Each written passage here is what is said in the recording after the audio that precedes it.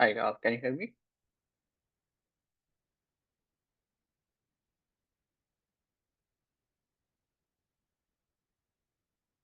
Anybody? Can you confirm? Yes, sir. Okay. Okay. We will start in 1 more minute.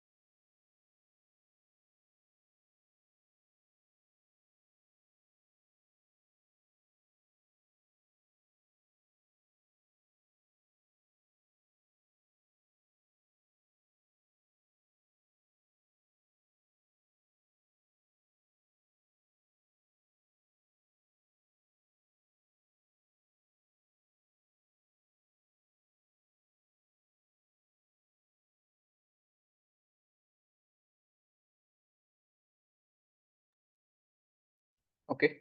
I guess more students need to join, but we will start because it is already time. Um, so yeah, welcome to the last week of our course. So already we have studied physics and chemistry now. So turning to mathematics, which is in some ways, I said this at the beginning also that maths is like the foundation of lot of engineering that we do in other subjects also, and so it is especially important in that way. And also, it is important from my perspective because let me just share my screen. Okay. So maybe some of you are joining this course in between, so you may not have got a chance to get to know about me. So just to show my information again. So as I said at the very beginning, although I started with physics because I had scored actually more marks in physics than mathematics in my own JEE exam. So I know how to score in physics well. But my own background and interest is more towards mathematics because all the work which I have done with Olympiads, for example, and in general, what I feel is that maths can be an important foundation for any engineering topics that you do. The kind of mathematics you do will differ based on which engineering branch that you go in the future. So it would be very interesting to have that discussion with you also. That uh, depending on what where your interest lie, because maybe many of you might already be doing some programming and are interested to pursue something like computer science, for example, but maybe somebody else is thinking of mechanical engineering, somebody else is thinking about becoming like a research academia, like a professor or something like that in physics or some topic. So each of these have slightly different requirements for the mathematics background.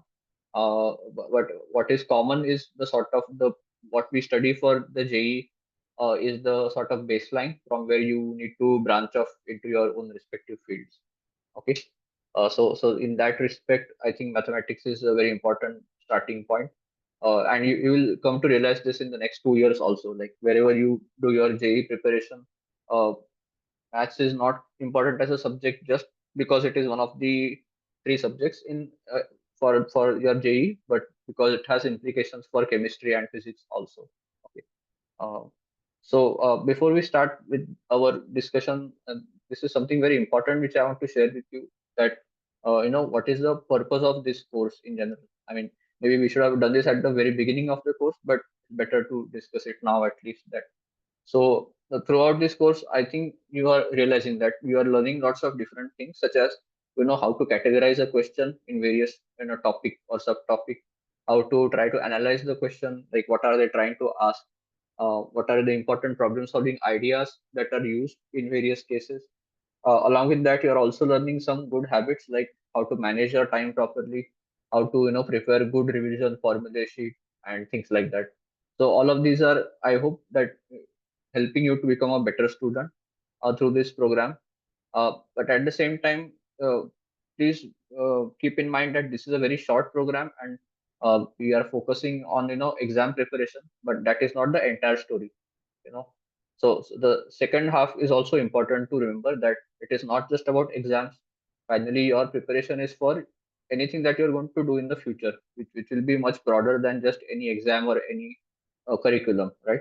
So, you're always going to try to learn new topics because, you really appreciate the subject, and don't treat the exam as the end goal. That, every time I'll prepare for the exam and sort of almost over prepare for exam. Like, some students try to do this. Like, I will try to find out which are the most likely questions, and I will do only those.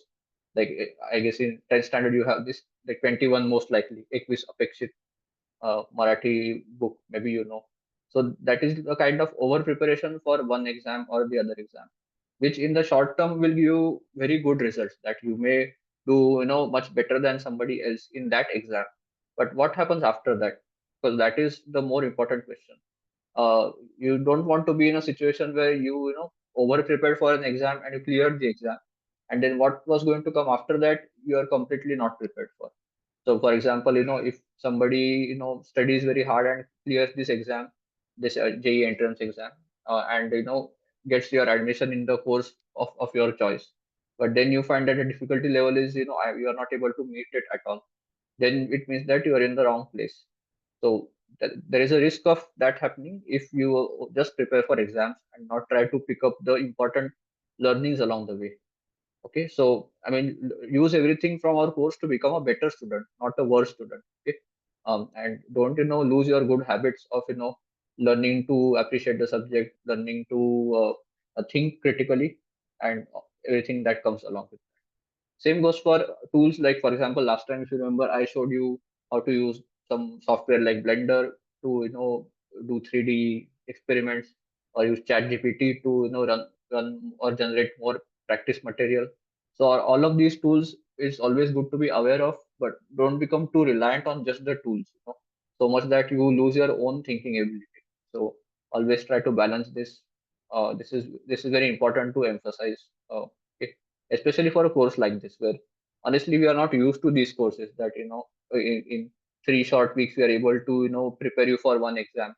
Typically, as you know, in MPI, students join at 8th standard and they are studying for 3 years for this 11th standard entrance exam.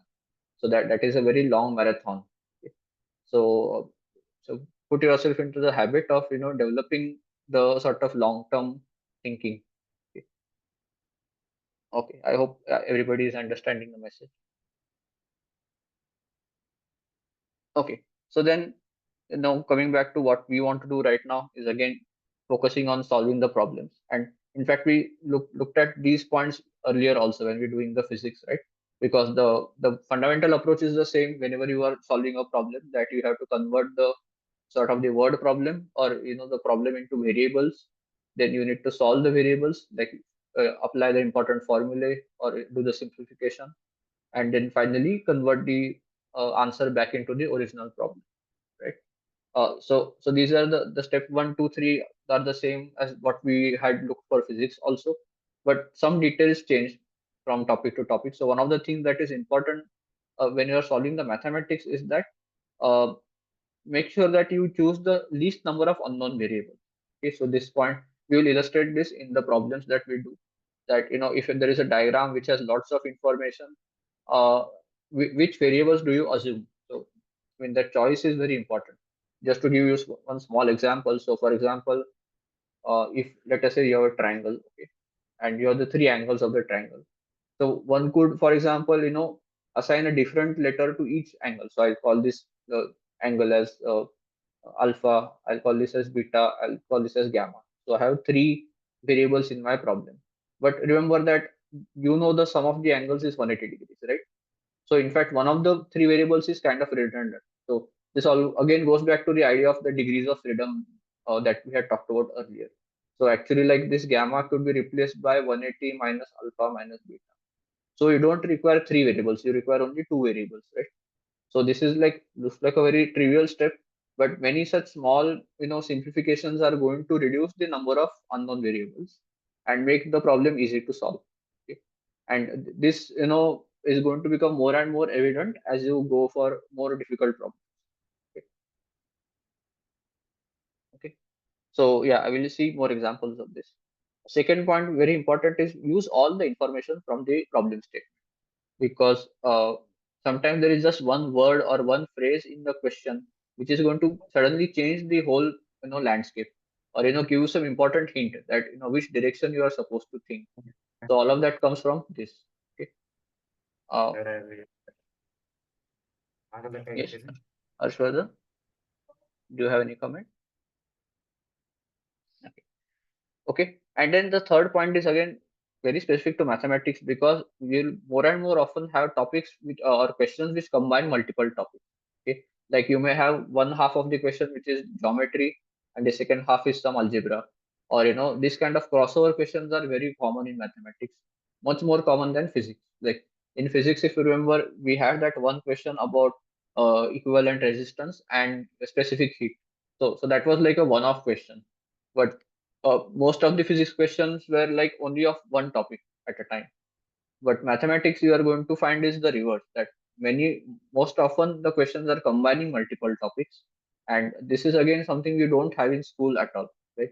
In school, you have like one chapter on this topic, and you only get questions on that topic. So getting used to these multiple topics, like how to combine them, is very important. Okay. So yeah, we will see how to apply all of these things in the questions. Okay, so like another thing which you should keep in mind is that the questions themselves, if you notice, so these are the 20 questions from the two papers that we are going to discuss. And in the right, I have given the sort of this complexity column is like my rating of the difficulty. Like 1 star is easy, 2 star is medium, and 3 star is difficult. Or I would not say necessarily difficult also, but it will take more time to solve the. So if you look at it, one thing you notice immediately is that the complexity is kind of random. That there is no, in maybe in some other paper it would be going always from easy to medium to hard, but in this case, like for example this first paper, November 2023, right? The first two questions themselves, I would say, are relatively harder difficulty compared to the others. So what this means is that time management becomes very important. Like if you spend a lot of time, let's say 25% of the time you waste on just question one and question two, and at the end also you may or may not get the question, then you are losing the opportunity to solve all these simple questions. So there is no fixed pattern also. The next paper, the order is again different. So you have to be prepared for this randomness. And to some extent, this is also trying to test that how quick you are to think along the way, that immediately are you able to switch your strategy. So balancing your time between all the questions is very important. I mean, I would say at least you should be able to give at least one attempt to every question. That it should not happen that you run out of time and the last three questions you could not read at all. Maybe they are the easiest questions, and that will give you the most the marks most quickly. So balancing your time is very important. If you are spending too much time on one question, quickly move, skip and go ahead and come back to that question later. So so some strategy like that, like whatever works for you. So every student may have a different idea, but you use some clever tricks like that. And so actually what I want to do this time, so last time for the physics, the same thing which I had done, I was going topic wise. So in the same way here also I want to go topic wise. But again, one difference you'll notice compared to physics paper is that in the physics all the topics were almost, for the two papers, were almost of the same order, right? Like if question one is of kinematics, then the question one will be of kinematics for all the papers. But here it is much more random. So that is why we'll have to jump around a little bit to keep stay within the same topic. But largely speaking, today I'm going to cover all the geometry questions first, and then next time we will look at the other non-geometry. It's mostly the algebra questions. Okay? So we'll try to divide it that way. Uh, Again, if you want to take a screenshot of this, you can do that. Okay. So so before we start solving the questions, these are some important ideas which I think everybody should know very well. So let me just mention them briefly. We don't have time to discuss each of them in detail, but this must be already part of your school syllabus or textbook, so you can just go and read it from there. So obviously, so one important idea which keeps coming again and again is the idea of chasing length, ratio, and area. So this term chasing some quantity, which maybe is a new term which typically is not used in school. So I will explain what that means. But basically, the idea is when I say chasing length, it means that I'm given some distances and I use that to find another distance or another distance. So like that, from one length I get another length and another length. And the same can be done with ratios and areas also. So whenever you are, computing these quantities one after the other, that is typically called chasing the length ratio on area.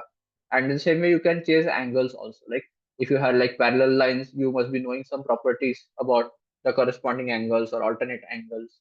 Or, for example, in the circle, you have some properties about the inscribed angle, and so things like that. So different problems will require you to focus on different quantities. That in some questions the lengths are the important thing, in some cases the angles are important. So accordingly, which properties you should consider to apply, that sort of set of properties changes, right? And we'll see examples of this in the questions. But so let's say within the topic of chasing lengths, so what are the most important properties that you should know? So Pythagoras theorem, obviously. Uh, don't underestimate Pythagoras theorem. Like you can ask seemingly very difficult question on even Pythagoras theorem also. Midpoint theorem, I think you must be knowing this. Special shapes are very important. So, okay, so triangles of special angles, like in a 30, 60, 90 triangle, maybe must have already studied this in school, that the ratios of the sides are of a very specific nature. So suppose this is my 30, 60, 90 triangle. Okay, so then I this always helps me to remember this sort of template in my mind. Like it is like a stencil, right? Like if I have this length side of length 1, then as per the properties that you must be knowing already, you can compute that this side is of length root 3 and this side is of length 2. Okay, so keep this sort of photograph in your memory, that this is the shape of the triangle. Now the actual triangle may be of double the size or 4 times the size or whatever, but even if the triangle is larger, the ratios don't change, right? So suppose somebody has a 30, 60, 90 triangle, uh, that let's say that this length is given as 100, let's say. Then quickly in your mind, if you have this template in your memory, you can quickly apply it here and figure out what the other sides are going to be. That if this is 100, then this is going to be half of that, 50, and this is going to be 50 root 3. Okay, so what we are doing is keeping the ratios the same between this smaller triangle and bigger triangle. Okay, and the same thing you can do for the other triangle, like 45, 45, 90 triangle. Again, it is a very standard triangle. It is isosceles right angle triangle. So therefore, the ratios of the three sides are 1, 1, and 2.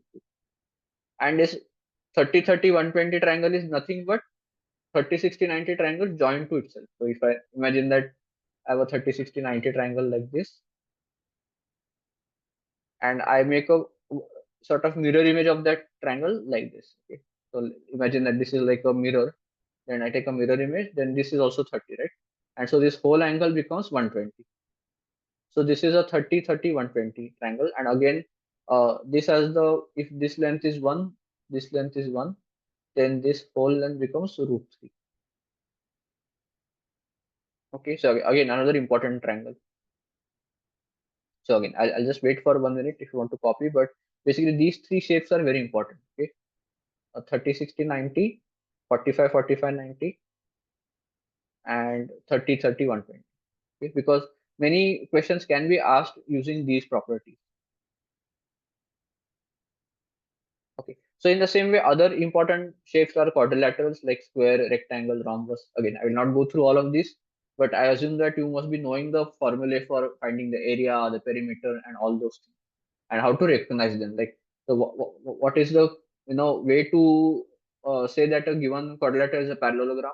So there are several conditions, right? Like for example, the diagonals bisect each other, or the both the pairs of sides are parallel, or equal in length, and all those things. So keep those things in mind. For regular polygons, I mean, again, just knowing one important property, which is the angles, right? Like what is the angle at each vertex, the internal and external angle. So again, that formula is going to be important. Okay. Then distances between parallel lines or ratios between parallel lines. So this actually is based on the idea of basic proportionality theorem. That basically, if you have something like this, that suppose you have three parallel lines, and if you have any transversal like this, then the now in this case the three lines appear to be equidistant. So let me just change one of them. Like for example, let us say the lines are like this. Okay, and some transversal is like this. Then the segments that transversal cuts the line into, right? So the lengths of these segments are going to be in some fixed ratio. Let us say 1:k. Okay, so which means that the bottom segment is k times the top segment. So the important property is that this ratio 1:k remains fixed even if the transversal changes, right? Suppose you have some different line like this, which is also cutting these three lines. Then again, the length will change of these segments, but the ratio will still be 1:k. Okay. And so no matter how you cut these two parallel lines, always the two segments that you're going to get are going to be in the same ratio. Okay. So this is an important property. Uh, then some basic coordinate geometry you're supposed to know. So for example, the distance between 2 points, the distance formula, which I think you must have done in school. Uh, then the midpoint of 2 points, like if I have x1 y1 as one endpoint and x2 y2 as the second endpoint, then do you know the formula for the midpoint? That what is the coordinate of the midpoint? Anybody? x1 x1 plus plus x2 by 2. Yeah, right. X1 plus x2 by 2. So basically, it's the average of the two, right? So basically, it's the point which is lying exactly in the middle will have the average of the x and y coordinate. And the same way, the centroid is the average of 3 points, right? So if I point A, B, and C, then the centroid will have the coordinate which is the average of all three of A, B, C. Okay. So knowing this is important. Okay. Similar triangles I already mentioned, so I will not talk about that again. Basic trigonometric ratios, like just knowing the definition of sine theta and cos theta. That is all that is you're related to know right now. That okay. In a triangle, right angle triangle, if I have angle theta, then then the sine theta is the opposite upon hypotenuse, and cos theta is adjacent upon hypotenuse. Okay. So again, I assume that you must be doing this in school already, so I'm not repeating it here. But just knowing that sine and cos is important. Okay. And then area formulae. So there is one very important property about triangles with a common base or a height. Okay. So let me just illustrate this quickly. So as we all know, what is the area of a triangle? It is half base into height, right? So if there are two triangles, okay, suppose let us take a situation where the two triangles have the common height. So there are two parallel lines, and this is triangle one, and some other point is here, and this is triangle two. So the triangles are not congruent; they are just some two triangles such that these lines are parallel. And now if I write the area, let me label the points A, B, C, D. Okay. So the area of triangle ABC, and often we will use the square bracket notation, okay, for area. So area of triangle ABC is half into base. So let us take BC as the base into height. And so height is what? Height is the perpendicular, right? If I drop a perpendicular from here to the base, then this is the height. So this is the area of triangle ABC. And triangle DBC will also have a similar area, half into base into height. And so the important thing you notice is that the length of the height is the same, right, for both. Why? Because this line BC and AD are parallel. This is very important because now if I take the ratio,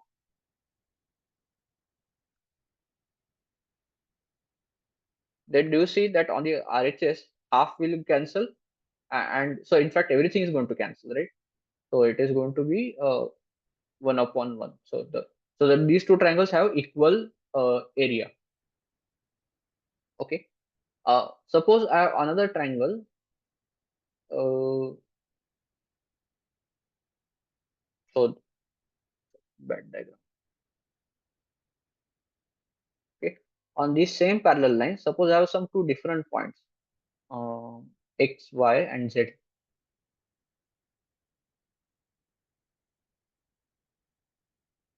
Okay.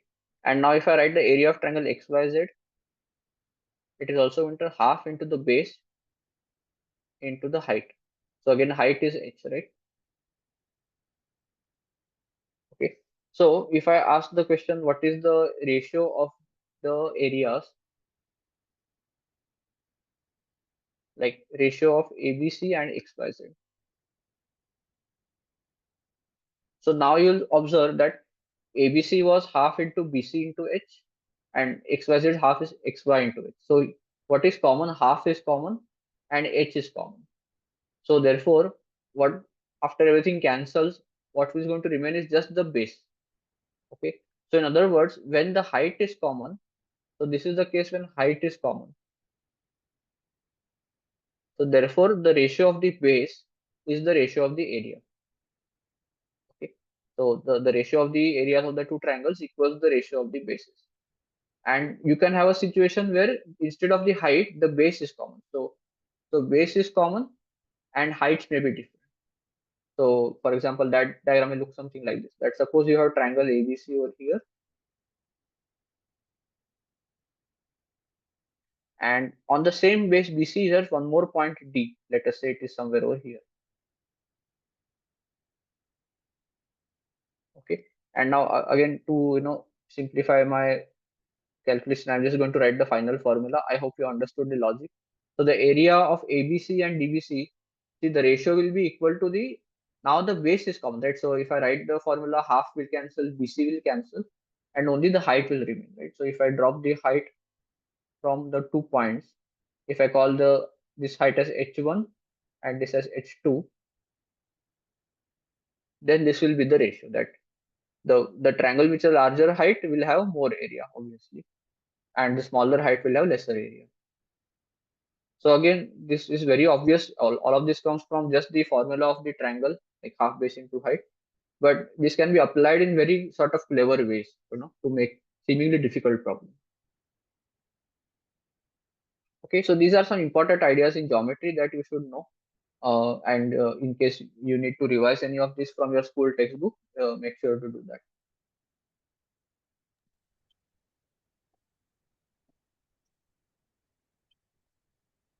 In the same way, we can also come to algebra. So some important identities that everybody should know. So like for example, basic factorization and expansion of a plus b bracket square, a minus b bracket square. Same for cubes. Uh, and on all of them, there is a special case, like when one of the terms is the reciprocal of the other, like if b is 1 over a, then the expansion has some very particular form, right? So for example, a plus b bracket square, as we all know, is a square plus 2ab plus b square. And in this, now suppose if you choose b as 1 over a, right? So if b is the reciprocal of a, then what happens is the middle term, right? This a and 1 over a will cancel. So you will just get a term like this. Okay? And lots of questions can be easily created on this concept, like using the reciprocals in the bracket. In school you must have already done some examples like this, but we will see more examples in our problem. Okay. And some other identities like these expansions, I think you must be already knowing some of them. Can you confirm if you know the expansion of these last two, like a plus b plus c bracket square and this one? Are you aware of these two terms? Yes. Okay. Okay. So yeah, I mean, in case you don't know that, you can easily Google this and find the answer. But or in fact, you can try it on your own also. It is not difficult. Okay. So, but yeah, knowing this identity is very important. Then some sequences, like some standard sequences are arithmetic progression, where the sequence keeps increasing with a constant difference, like this term d gets added every time. So what is the sum of this kind of a sequence? So that is typically you take the first and the last term and you take their average. Okay, and that is also the average of the entire series. Okay, and so therefore if you just multiply this with the number of terms, you are going to get the sum of the whole sequence. Okay, and in the same way, like triangular numbers are like 1 2 3. So 1 plus 2, 1 plus 2 plus 3. So these are called triangular numbers. Okay, if you add the first n number of natural numbers together, the answer that you get is called the triangular, and often it is denoted as Tn. Okay, so Tn stands for the nth triangular number.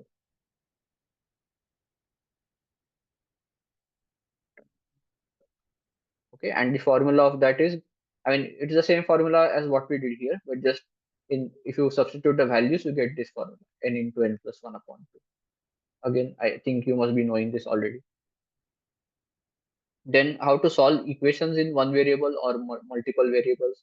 A quadratic equations, you should know multiple ways to solve quadratic equation, not just one way. Like factorization by observing the roots, like observing how the terms get factorized, completing the square, and using the b square minus 4ac formula. And then the last thing is the roots and coefficients. Like whenever you have a quadratic equation, right? For example, the first one. So if ax square plus bx plus c is equal to 0 is your quadratic equation, and the roots that you get are alpha and beta, then you what it means is that you can rewrite the quadratic equation as factorize it in this way, that you take the constant a outside, and inside the bracket you have x minus alpha and x minus beta. Okay, and then if you expand these brackets and regroup it, you are going to get, so for example, what is going to be the coefficient of x square? So x square is going to be ax square. Then what is going to be the coefficient of x raised to 1? So that is going to be minus a alpha plus beta to x. And finally, the constant term will be a alpha beta, right? If you expand this bracket.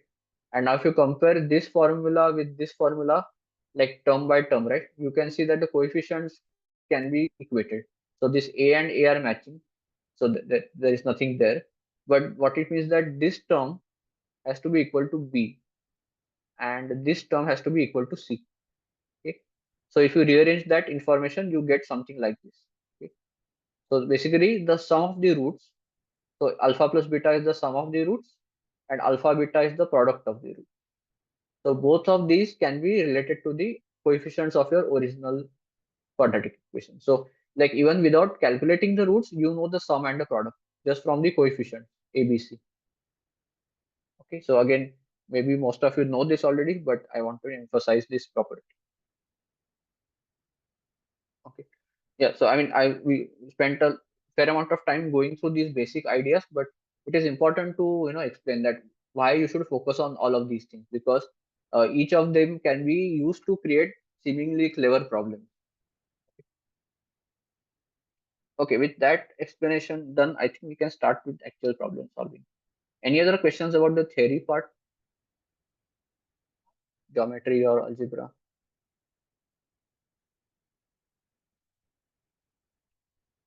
Okay, if not, then let me go to the questions. So Sir, as I said, sir, hello. yes. Sir, what is triangular number? Can you explain once again? Okay, so the triangular numbers is nothing but a series of numbers such that, so the first term, so T1, the first triangular number is just 1. Okay. The second triangular number T2 is 1 plus 2, which means 3. The third triangular number is 1 plus 2 plus 3. So like that. Basically, you just keep adding the natural numbers 1, 2, 3, 4, 10, like that. So the nth triangular number Tn is given by 1 plus 2 plus 3 up to n. Okay. So the first thing you'll notice, this is just one more arithmetic progression, right? Because the each term is one more than the previous term. So the constant difference is 1, right? So if you want to find a formula for this, you can apply the same formula for what you did for arithmetic progression. So the sum of this is going to be the number of terms into the average of the sequence. Okay. And the average is nothing but the first and the last term upon 2. So therefore, if I just add the first and last term upon 2, so this is the sum of the first n number. Okay. Okay. So this is the formula for the nth triangular number. And the reason why they are called triangular numbers is because you can easily arrange these points in a triangle, right? Imagine that you are trying to stack objects like this.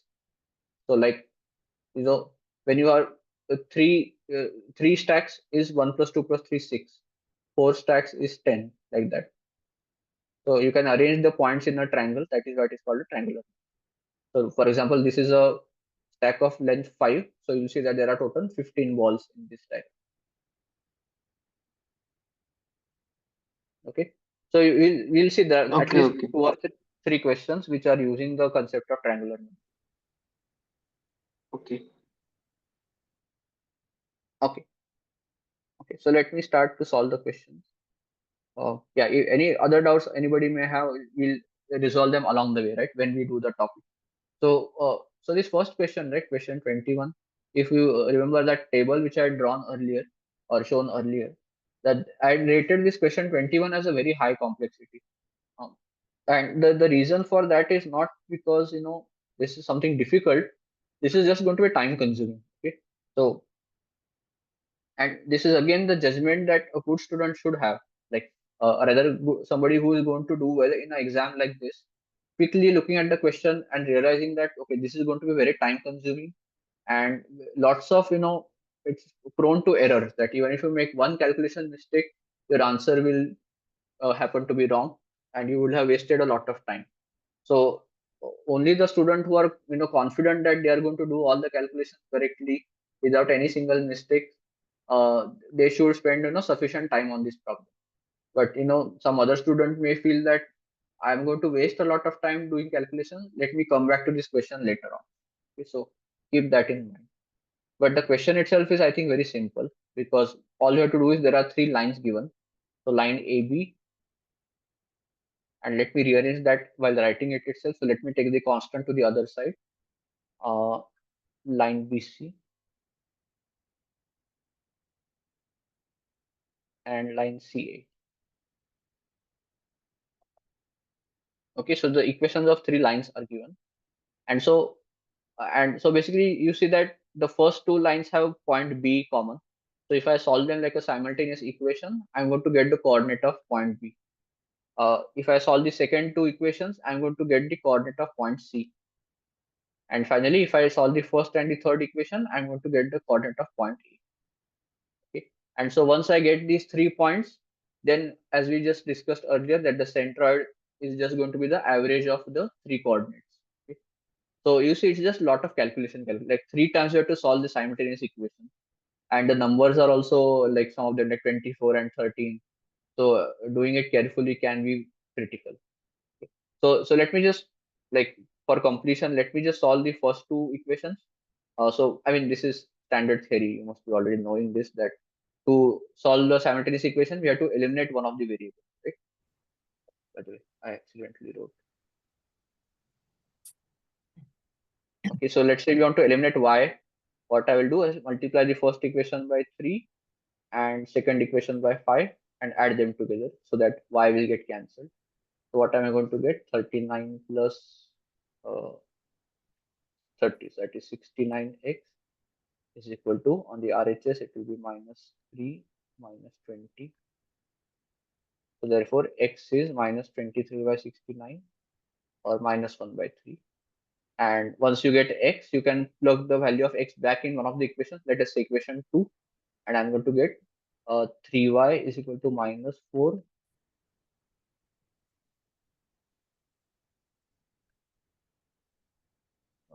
plus 2, right? So I got the coordinate of x and y. So this was point B, right? So because B is the common point for these. So therefore, the coordinate of point B I got was minus 1 by 3, comma, minus 2 by 3. Okay. So a very simple like simultaneous equation.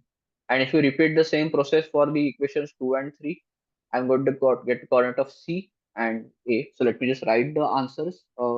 Like I think point C is uh, minus 3 by 2, and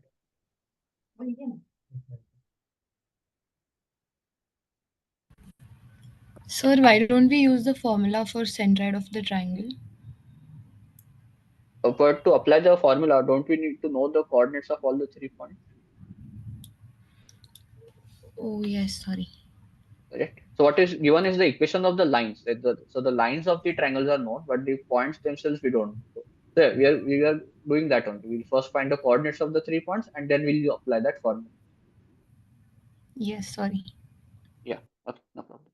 Okay, so I got the coordinates of all the 3 points. I'm just writing the answers over here because this is just a lot of calculation. Okay. Sir, Yes. When I'm solving equations BC and AC, like to Mm-hmm. find C, I'm getting Mm-hmm. y as 100 by 115 by 16. Can you tell me how you're solving? So it's 6x plus 3y plus 4 and 2x plus 24 minus 37, right? Yes. Now, if I multiply AC by minus 3, the and add them, they cancel each x coordinate gets cancelled out, right? Yes. Okay. So if I multiply this by minus 3 and add it to 2, yes, the x coordinate will get cancelled. Okay. Yeah. So when you do that, you get Mm-hmm. minus 69y plus 115 is 0. Yes. Okay. That gives me y as 115 by 69 minus, sorry, 115 by 69, yes. Yes. So isn't And that 5 by 3? Because 23 is common, right? oh, Yeah, oh, 23 divides okay. both the, yeah, right? So you Oh, can yeah, remove yeah, them. yeah. Yeah. I saw it. Oh God. Yes. Yeah. But you see, so that is why I'm saying that this question is going to take up a lot of time to do these calculations. And in the end, even if you make one mistake, you might lose the mark. So I will advise only the students who are, very confident that, I make no silly mistakes. Only they should do this question at first attempt. Otherwise, always, we'll always come back to the question later on if you have time. But yeah. Okay, so once you get these points A, B, C, then finally getting the centroid is just, you take the average, right? So let me just jump to that part.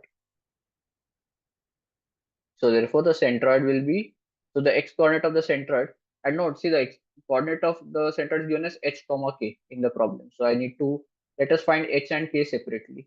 So h will be the average of all the x coordinates, right? So the x coordinates or of ABC are half, minus 1 by 3 and minus 3 by 2. This is h, and k is the average of the y coordinates. So that is 3 by 2, uh, minus 2 by 3 and 5 by 3. Okay, so I mean at this point you can be a little bit more efficient by not finding the actual values, because finally they want the answer as integer. So what they have asked is 9h plus 6k, right? We don't need to know h and k actually. So I need to find 9 times h plus 6 times k.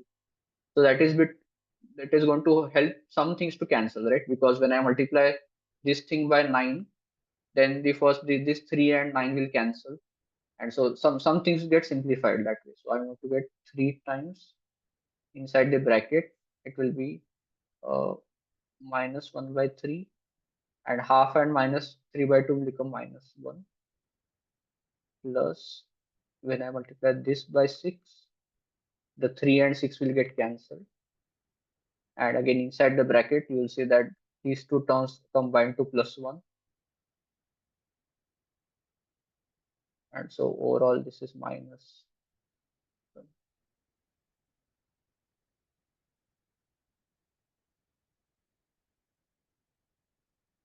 So you see, after all this effort, the answer I'm going to get is just 0, 1. Okay. Yeah.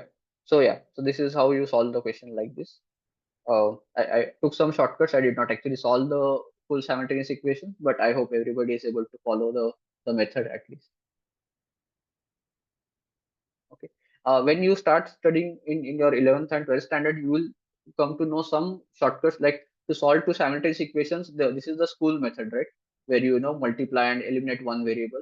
There is a more efficient formula which is called Kramer's rule, which will save you some time, but honestly, it is still a lot of calculation. So if you want, you can Google this formula called Kramer's rule, and if you are feeling interested to apply that, that will save you some time. But ultimately, still, I will rate this problem as uh, so this is where your time management is going to be important more than your mathematics knowledge. Your efficiency as a exam paper taker, paper solver, I don't know what to call it. Okay, so yeah, use the competitive edge to go ahead. Okay, I'll go to the next question. So again, the next question is also of a very similar nature, but not so much calculation involved as such. But again, it is coordinate geometry. and applying the formula for the centroid and the midpoint. So some partial information is given. So in the triangle, some information is given. So the midpoint of BC is given, okay, and the midpoint of AC is given. And yeah, so all the three midpoints are given basically. Okay.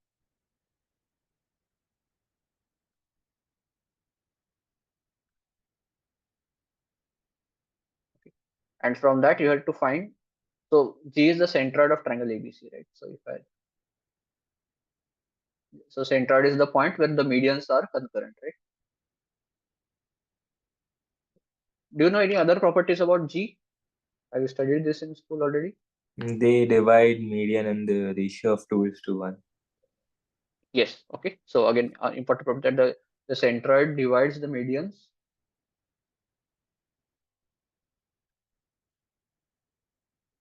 in the ratio 2:1. Okay. There are some other also interesting properties also, which I will mention after this problem is done. But right now, this is going to be very useful because what they have asked us to find is AG square, right? So if I know that AG upon GD is in the ratio 2:1, or if I write it in the what we can say like component derivative fashion, then AG upon the full median, right, will be 2 by 3. So if I find AD, then from that I can reach AG, right? So you see how I'm converting the given problem into a different problem. That to find the answer to this question, I have to solve a different question. So I need to first find AD. Okay. So how will I find AD? I know the points D, E, F. Anybody has any idea? Yes, sir. Yes, go ahead. Sir, we know F is X. Okay, so let's say that A is X1, comma Y1, B is Okay. X2, Y2, and C is X3, Y3. Okay. Uh, we have been given that F is -4, comma 4, right? Mm-hmm. Which means that X1 plus X2 by 2 is -4, which gives us X1 plus X2 is -8. Yes, correct. So basically, Similarly, yeah, we'll get equations for all the coordinates, right? yeah, and when you add them up, you get 2 times X1 plus X2 plus X3 equals 4. Mm-hmm. And Okay. sorry, not 4, 6. Uh, Okay. and that gives us X1 plus X2 plus X3 by uh, what that gives us the coordinates of centroid, the X coordinate Mm-hmm. of centroid. Similarly, do it Okay. for the Y coordinate. Then you find GD Yes. and then multiply it by 2. Yes. Yeah. Yeah. Yeah. I think that's a good approach. So let me just explain. I was slightly faster approach, but I think what you explained is also valid. So for everybody, let me explain it once more. So basically, what we do is we know the midpoints of the three sides, right? So for every side, if I take the average of the two coordinates, so for example, for segment AB, the average of x and y coordinates, so x1 plus x2 by 2 is the this x coordinate -4. Okay, and similarly y1 plus y2 by 2 is 4. Okay, and like that, if I write the equations for all of them, right, and if I add all of them together, right, what is going to happen? See, x1 is going to come two times, once for this side AB and once for this side. So each term x1, x2, x3, all of them are going to occur twice. So and every time it is divided by 2, right? So if I add all of them together in the end, I will have x1, x2, and x3, all of them occurring with exactly coefficient of 1. Okay. I hope you are following this. That every time, like if I add these three equations, then you see x1 was with a coefficient of half over here, and again with a coefficient of half over here. So therefore, total coefficient of x1 will become 1. Okay, and so therefore if I just add the x coordinates, right, of all the DEF, that is just going to give me x1 plus x2 plus x3. So that is 3, right? And similarly, y1 plus y2 plus y3 is just going to be the sum of the y coordinates. So 4, 3, and minus. Okay. And so from this, yeah, I don't, even if I don't calculate the coordinates of ABC, I know that G is the average of all three, right? So the coordinate of G is just going to be the x1 plus x2 plus x3 by 3,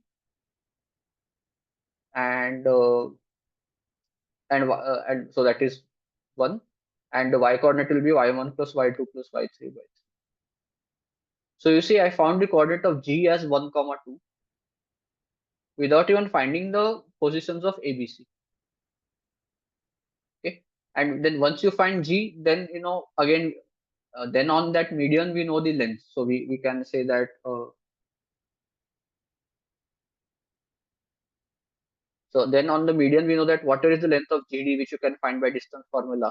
If I say that length is L, then you see AG will be twice of that, so AG will be 2L, and then that will give you the answer.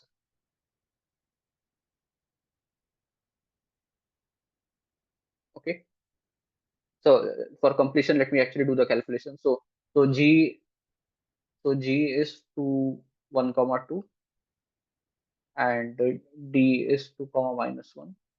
Therefore GD square will be, by distance formula, it will be the 1 square plus 3 square, right?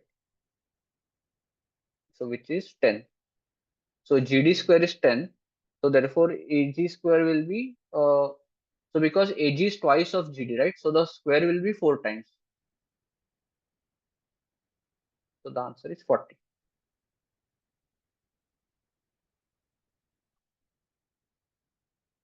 Okay, any questions about this approach before I show you one more method?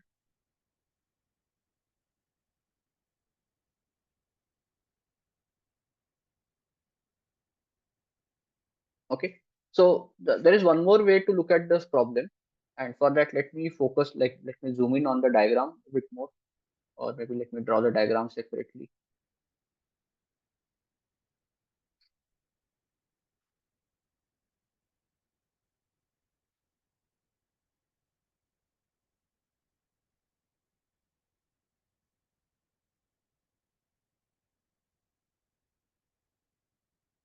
Okay, so this is actually related to the fact that there are so many other properties also in this median configuration. So by the way, this word configuration is used very often in when talking about lots of related properties. Okay? So when this diagram has so many interesting properties all happening together, it is called a configuration.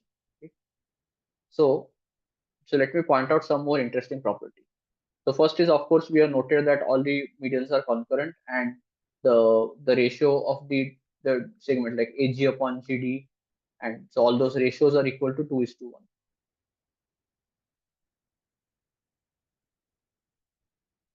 Okay. Apart from that, see, because D is the midpoint of this side, right? If you go back to what we had done very early today, that we said that when two triangles have a common base and common height, then their areas are equal, right? So here, do you see that triangle ABD and triangle ADC have common base and height?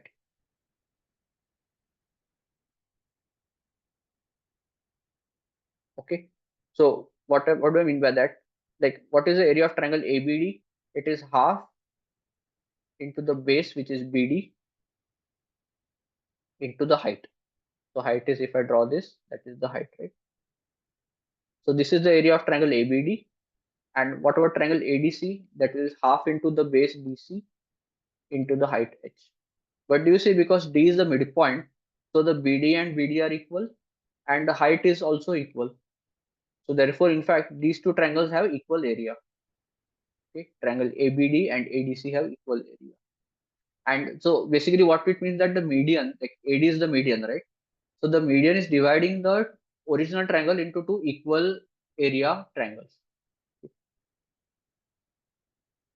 Okay, so this triangle ABD and ADC have equal area. And in the same way, like I will not go to the full proof over here, but you can further show that in fact all the 6 triangles you are getting here, all of them are equal area. So you see all of these small triangles that you are getting. So if I say the original, let us say the original triangle ABC has area denoted by capital this delta, then each of these small areas is exactly area of 1/6 of that.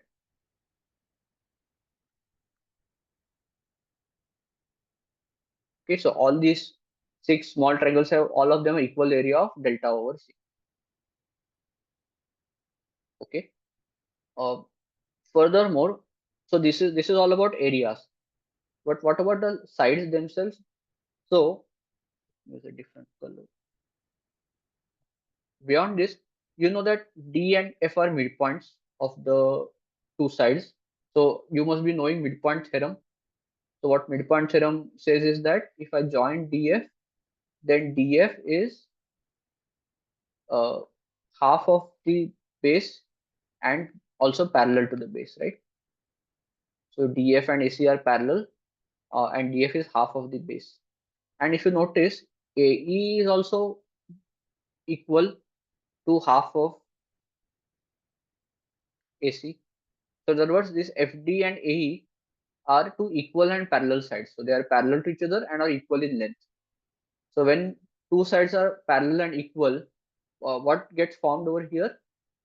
The parallelogram gets formed, right? So this DEFA is a parallelogram, and you see in the diagram it looks like a parallelogram also. And when it's a parallelogram, one of the properties that parallelogram has is the diagonals bisect each other, right? So if I join the midpoint of EF, so this point, right? If I call it some different name, T. So T is the midpoint of EF as well as AD. Okay. And why was this possible? Because this AEDF, I forgot to mention that AEDF is a parallelogram.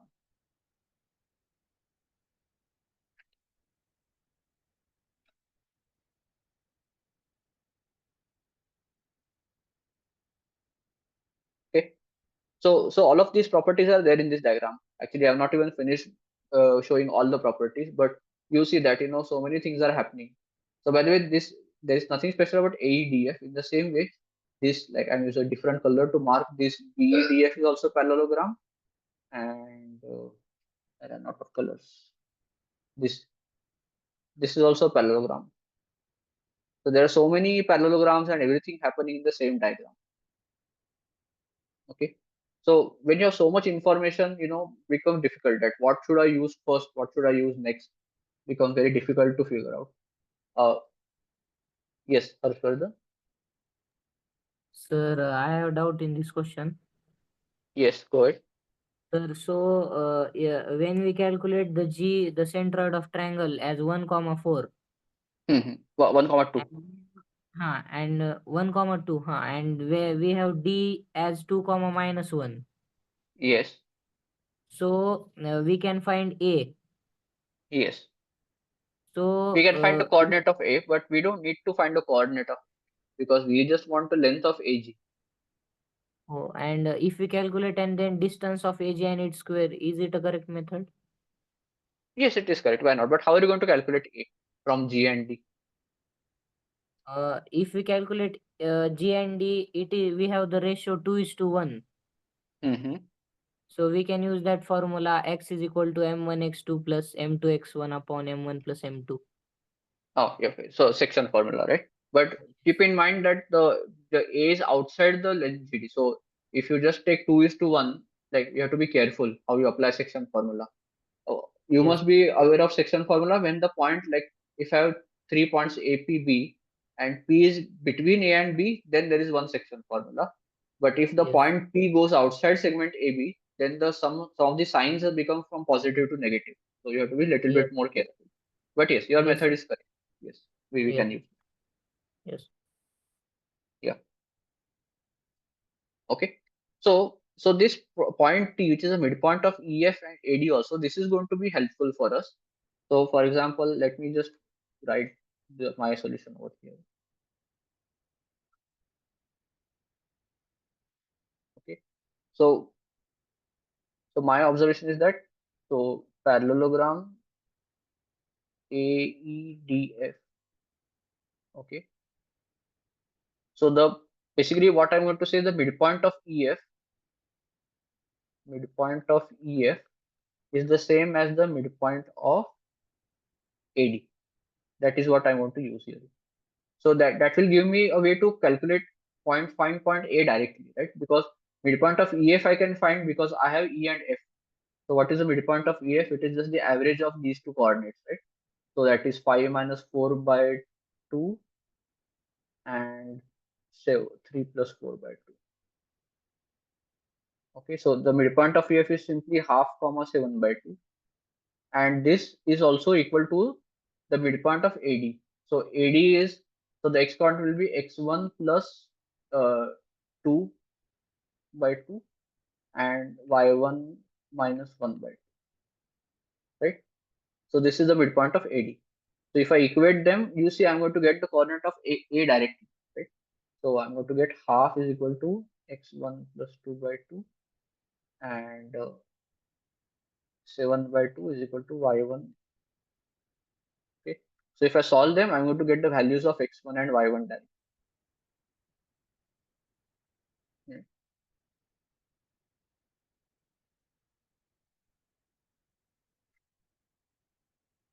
Okay, and then from here you can proceed the same as before. So finding the point A, and now so you know A, you know D, so I can find AD square, and from AD square I can find AG square. Okay, so I will not repeat the calculations there, but you see there are so many different and interesting ways to solve the same question.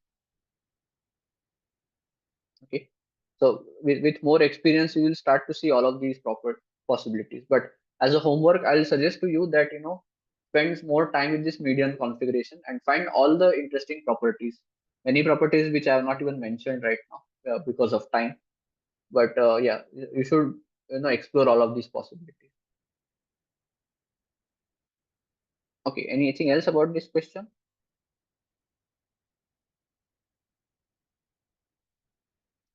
So these were the two coordinate geometry based questions. So I wanted to finish them first. Then let's go to the next question, question 24.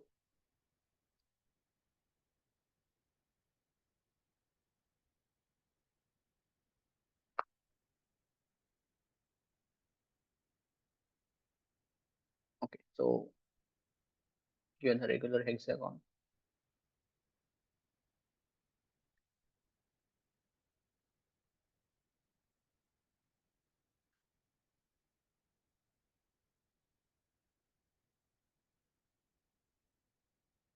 Okay, so the point P is given and some information is given. So you see the side of the hexagon is not given, but the question is saying find the area of the hexagon. So if I find the length of the side, so let me call that unknown length as x. Okay, so this is the length of the side of the hexagon. If I find that, then I can find the area. Then what is given is PBC is 5 and PAD is 6.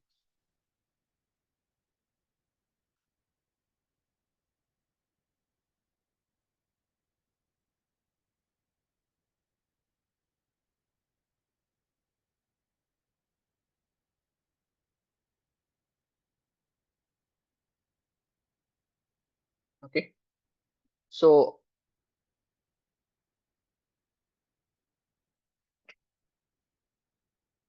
how can we solve this problem? So first thing you'll notice is that both these triangles, like PBC and PAD, what do you observe that they have their base is x, right, in both cases. So if I write them as half base into height, so there the x will going to be there in both the terms.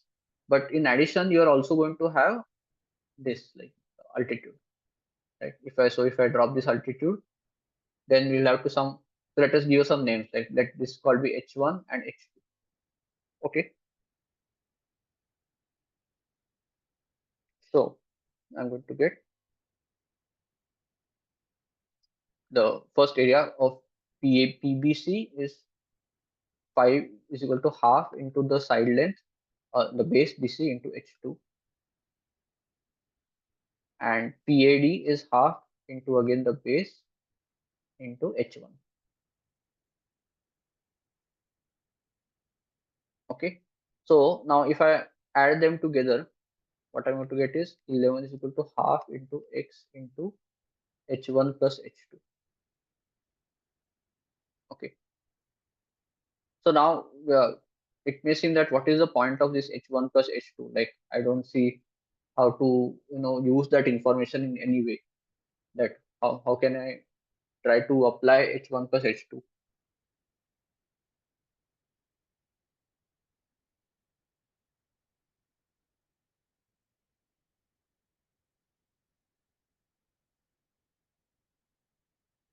Sir, Mm-hmm. the place where you have marked D, shouldn't there be F? D should be below C, right? Oh, sorry. Yeah, okay, I Yes, mistaken the yes. diagram. Okay, sorry. Then I'll need to do this question again. Wait.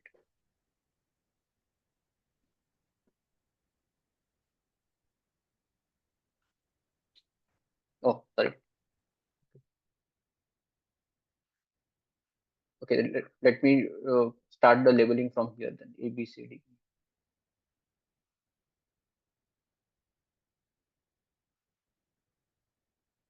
Yeah, even I was wondering because I solved this question before, but this diagram looked very alien to me.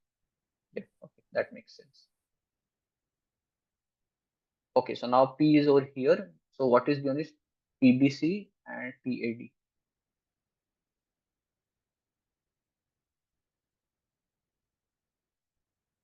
Okay, so area of PBC.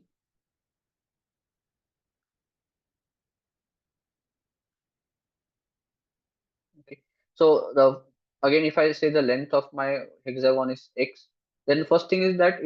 If you notice, so one property of regular hexagon is that if I take the central point and I join it to all these sides, then you get all these equilateral triangles, right? So therefore, basically what we can say is that this length of AD is just 2x, right? AD will be 2 times the side length. Okay, and that will be useful for me because here, so again, if I write this as half into base into height, so here the base is of length x and height is this h1, and this is half into, now this time the base is 2x and the height is h2.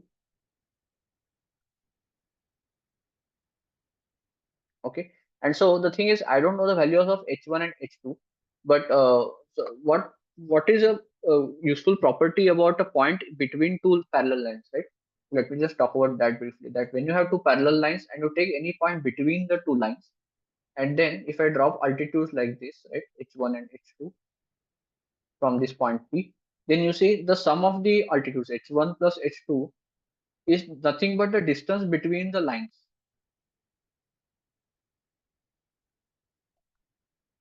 Okay, so whatever is the vertical distance between the lines, if I call that as capital H, then that is what this h1 plus h2 is going to be.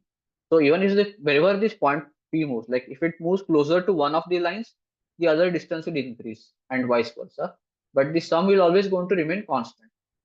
So we don't know the exact position of the point P, but I can still use h1 plus h2 to refer to this total height, right? So if I call this total height as h, right, then h1 plus h2 will be this h. And now here you see that the first time I was saying very earlier that the 30, 60, 90 triangles are going to be important. So do you see here that we are getting a 30, 60, 90 triangle? Like if I call this point T, then this triangle ABT is a 30, 60, 90 triangle. Okay. With one side as, so the side opposite 60 degrees is H and this the hypotenuse is X. So therefore we know the ratio between these two, right? So I can say H has to be √3 upon 2 times X. Okay, from this. And this H is nothing but H1 plus H2. Okay. So therefore, if I combine these two equations in such a way that I get H1 plus H2 again, then I can use this information. So if I add them directly, it will not work because the coefficients are different. Right? Here it is half, and here is half into 2. So here it is 1. So I need to first bring them to the same level. So if I take the equation 1 and equation 2, and let's say, so equation 1 I can write it as follows. If I take 2 to the other side, it is 10 equal to x into h1, and equation 2 is the half will cancel h2. Okay, so now the coefficients are equal so that I can add them together.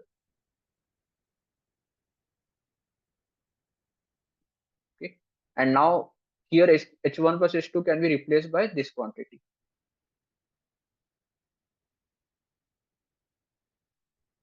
Okay, so therefore now I am able to find the value of x.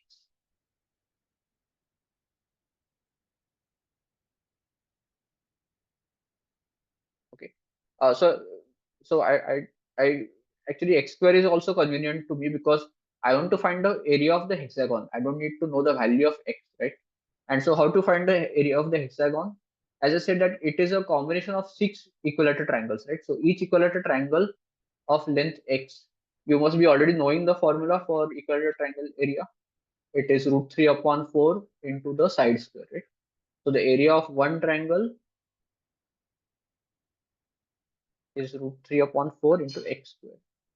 So therefore, the area of the whole hexagon will be 6 times that, right? And I can just substitute this value over here. And so I'm going to get the answer as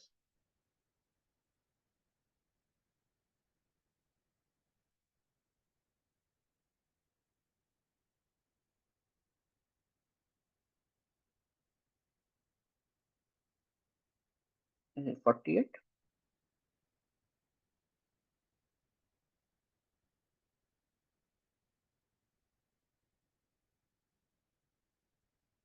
So I think my answer is 48, but the official answer I'm seeing is 24.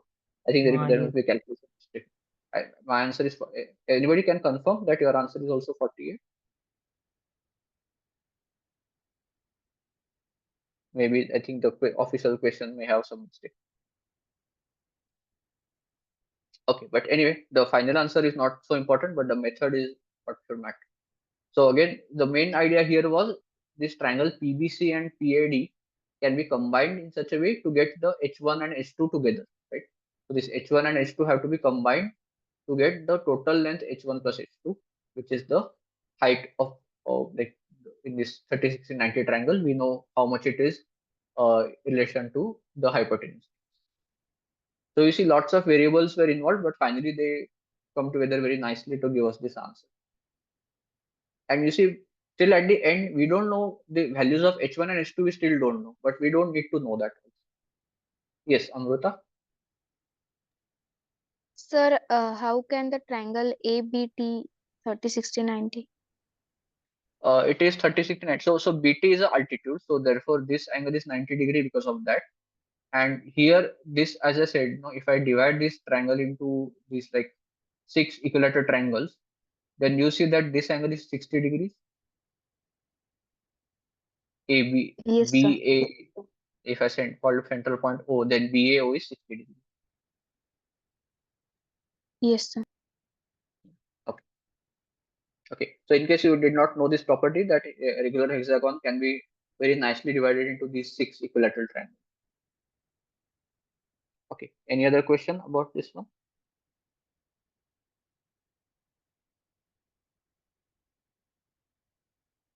Okay. Sir, So again, how you're the seeing the, yes, go sir, ahead. how the h is equal to root 3 by 2 into x? Uh, this one. Yes. So that is because of this 30, 60, 90 triangle. In this triangle ABT, right, which are drawn to one side. Uh, what is the property of 30, 60, 90 triangle? The side opposite the 60 degrees is root 3 upon 2 times the hypotenuse. And the side opposite the 30 degree is half of the hypotenuse. Yes, sir. Yes. Okay.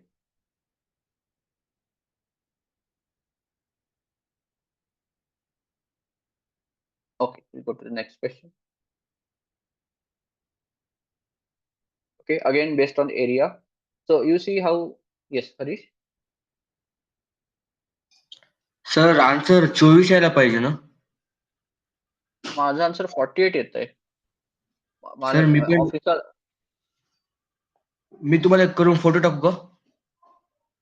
नाही, official answer की मला 24 आहे, मला पण माहिती आहे, पण माझं आन्सर 48 येत आहे. म्हणून म्हटलं तुम्ही पण चेक करा की तुमचं कॅल्क्युलेशन काय येतंय. माझं त्या आन्सर की मध्ये चूक आहे. सर माझं 24 आलेलं आहे. आलंय का 24? हा. थांबा, माझं कॅल्क्युलेशन मी परत एकदा चेक करतो. Can somebody else confirm you are getting answer 24 or 48?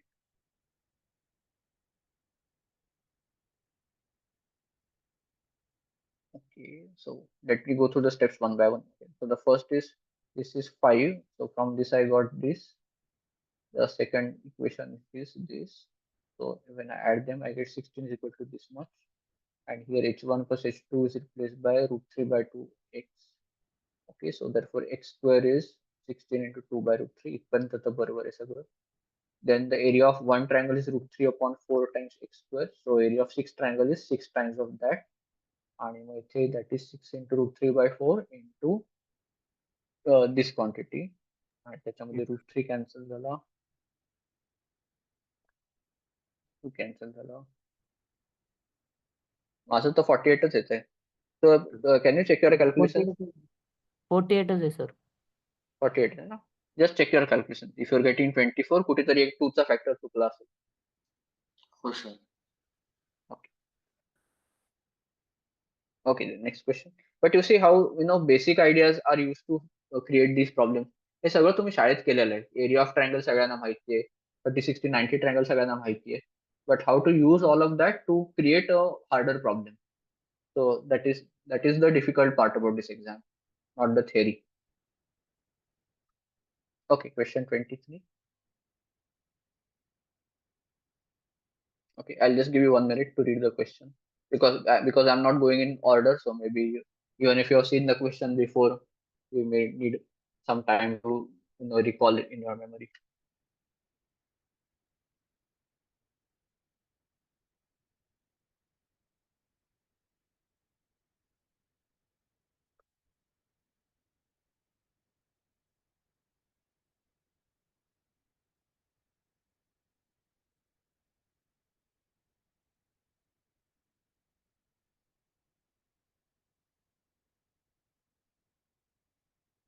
Okay, so parallelogram is given.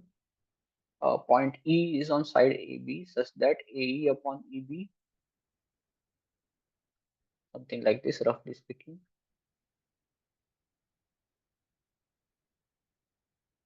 And point P is on segment EC.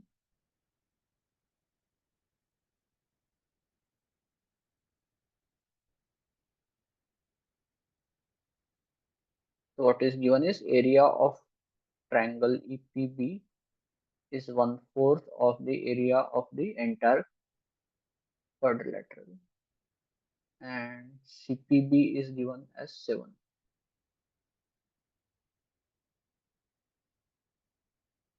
Okay, and find K. So K is the area of the entire quadrilateral.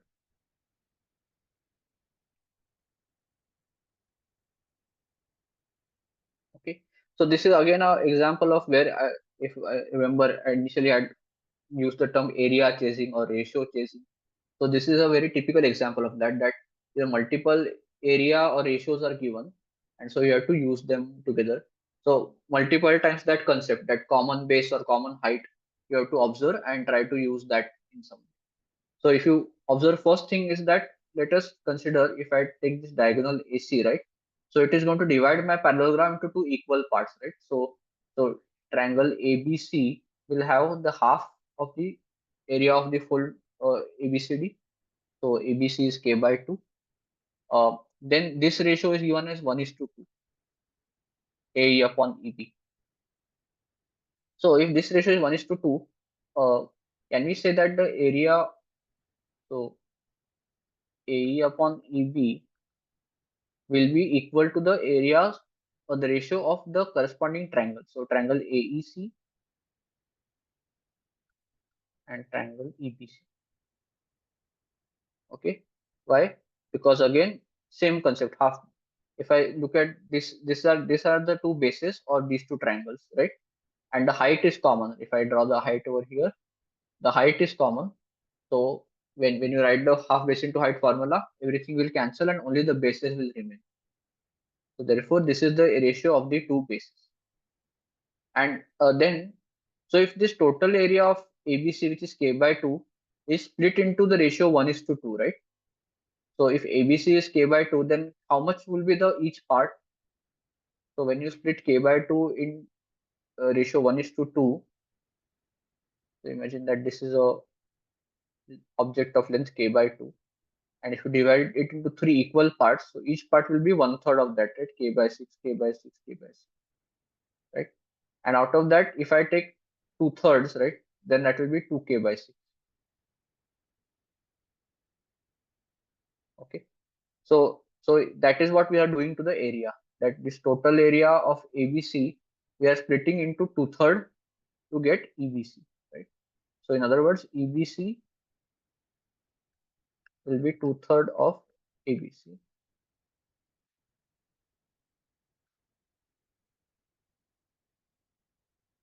Okay. So you see how starting from ABCD we first got ABC, from ABC we got EBC, and then and finally now we have all the information in one place. We only focus on this triangle and ignore everything else.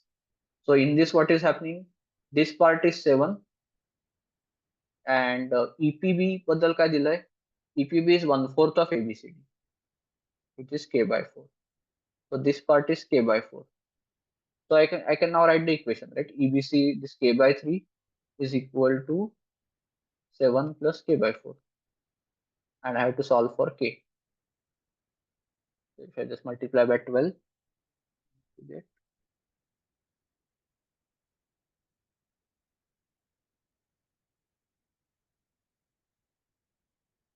k is 84.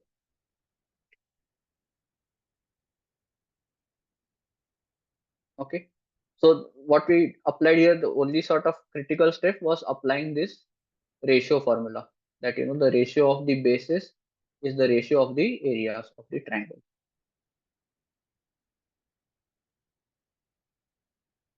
After that, everything else was simple. Yes, Prasanna? Sir, how did we find out that ABC is area of ABC is 2 by 3 of area of A by ABC? Okay. So this step. No? So again, what is happening if you forget? Let us just look at this part. Okay. मी तो तेवढाच diagram इथे काढतो. Okay. So this is the base AB, ज्याला आपण 1:3 and 2:3 मध्ये divide केलं. सो याच्यामध्ये EB is 2/3 of AB, बरोबर? So याच्यामध्ये what is the area of triangle EBC? So area of triangle EBC is half into base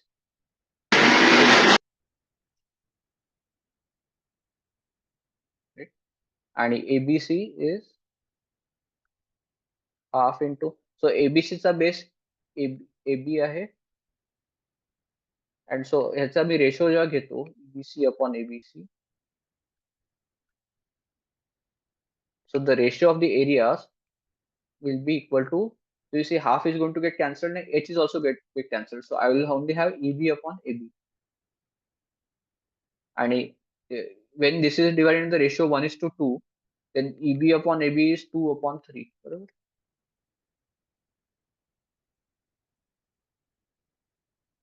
So from this we are getting this. Okay, sir. Okay. So pay close attention to whenever you have this configuration. Okay, it should become fit in your mind की जेव्हा असे triangle कधी पण दिसले की अशा टाईपचे, की सेम बेस आहे, म्हणजे वरचा व्हर्टेक्स कॉमन आहे आणि खालची सेम लाईन आहे, then automatically your thought should go to this direction की ह्याचे the ratio of the basis are going to be equal to the ratio of the area, and then somehow applying that. This is a very common thing, so repeatedly तुम्हाला ते वापरायला लागेल कुठे कुठे. Sir, Yes. in here the last step that you have taken that k by 3 is equal to 7 plus k by 4. Mhm, So how mhm. it had come? So we are just looking at triangle EBC ना. So EBC मध्ये काय काय information दिली आहे? This part is 7 हे दिलेलं आहे. आणि this part EPB is K by 4 हे पण दिलेलं आहे. आणि द एंटायर EBC चा एरिया पण आत्ताच काढला K by 3. So K by the entire EBC is equal to the sum of the parts. Yeah, yes. Thank you. Yes. Okay.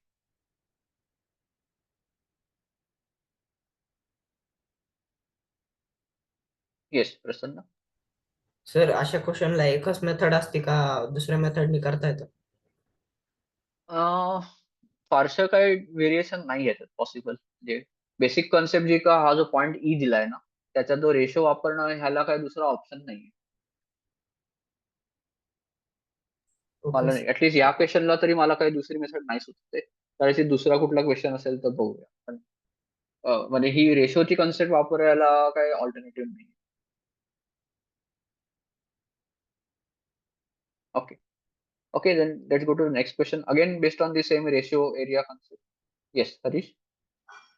Sir मी एक फोटो टाकलोय ग्रुपवर त्यामध्ये माझं काय चुकलं तर सांगा की एकदा. बरं एक मिनिट हं.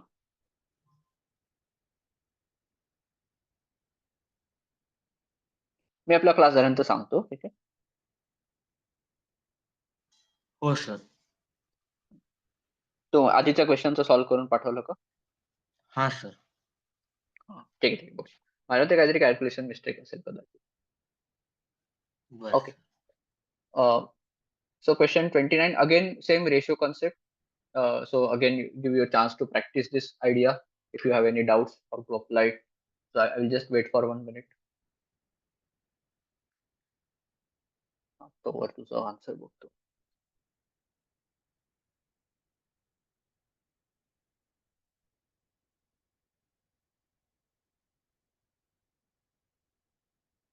अरे तो त्याच्यामध्ये एबीसीडीचा एरिया काढलाय पण आपल्याला तर हेक्झागॉनचा एरिया काढायचा.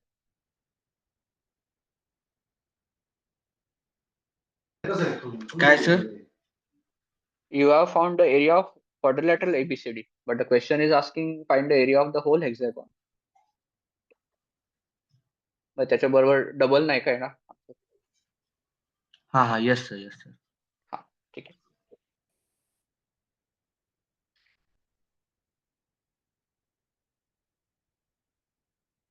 Okay, so coming back to this question, PQRS is given.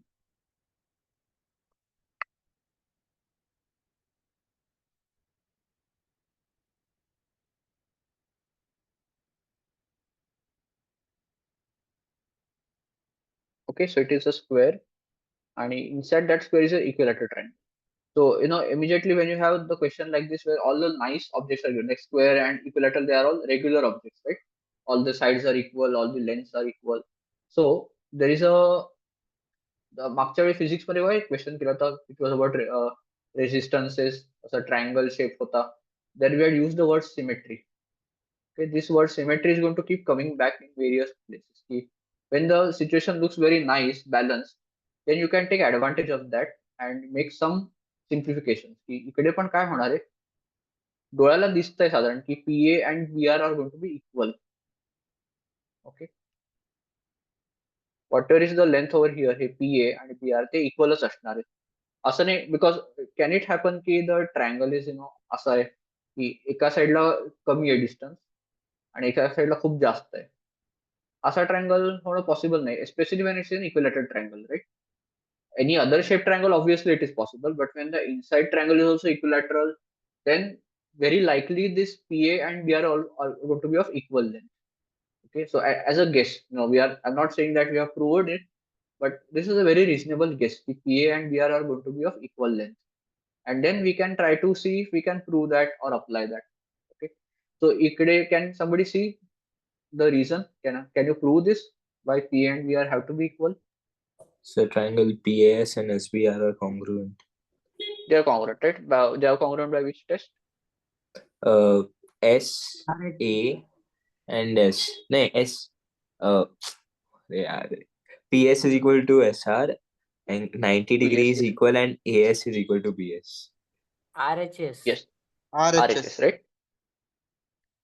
Yes. So two sides are equal and one angle is equal, but the angle which is equal is not between, it's not an included angle.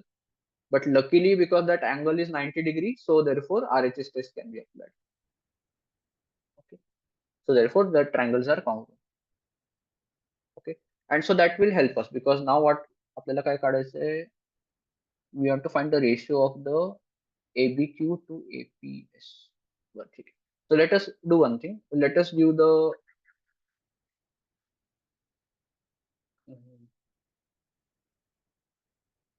okay. And one more thing which we are going to do now is that we are not given the length of any distance. आपल्याला कुठलाच length दिलेला नाही.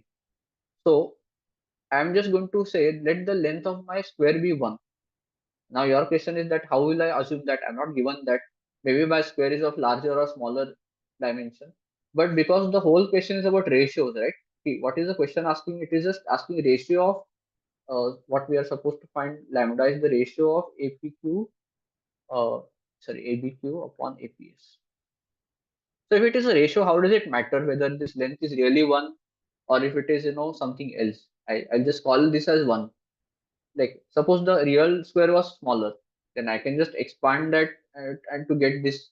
In that process, the ratio does not change, right? So therefore, whenever ratio is involved, we can make this assumption that let some one length be 1. Okay. So that will simplify my calculation because now what will happen?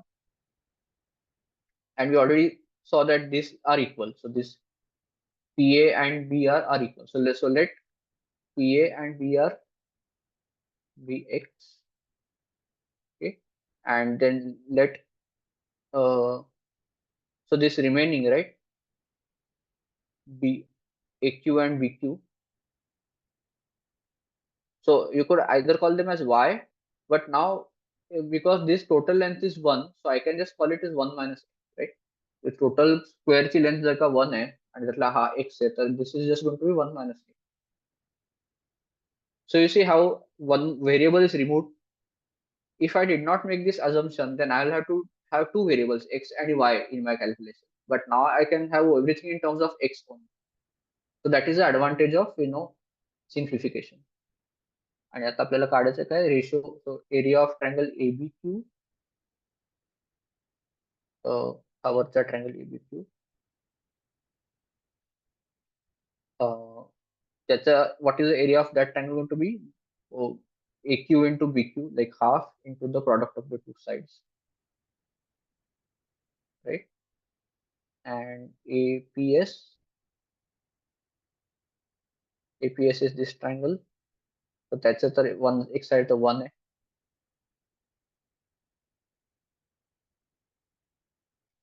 Okay, so we want to find the ratio of these two quantities. Okay. आणि what else can we use here? Because this आतला triangle equilateral आहे ना, त्यावरून वापरलेलंच नाही आपण. So if it is equilateral, then this AB and AS are of equal length. So if I write Pythagoras theorem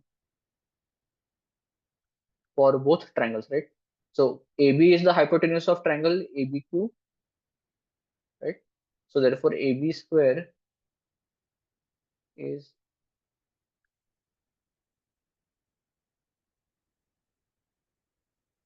and that will also be equal to AS square, right? And AS is the hypotenuse of this triangle.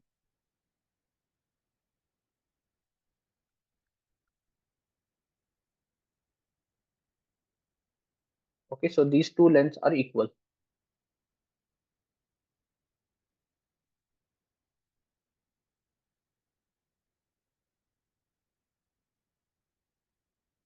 Okay, and you see from this formula we can go to this. आपल्याला finally शोधून काय काढायचं हा lambda ना.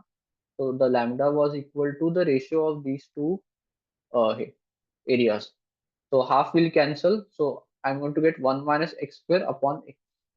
So I am interested in this quantity 1 minus x square upon x. Okay. So if I am able to reach that somehow from this information, then तेच आपल्याला हवंय बरोबर. तर ते आता कसं करता येईल?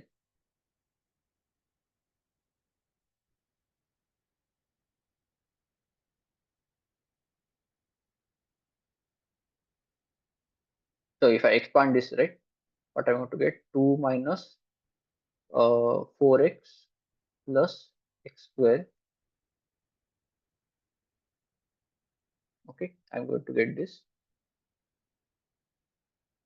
And now, sorry, 2x square. Okay, so now you see that some terms are going to get cancelled here. So I'm going to get 1 minus 4x.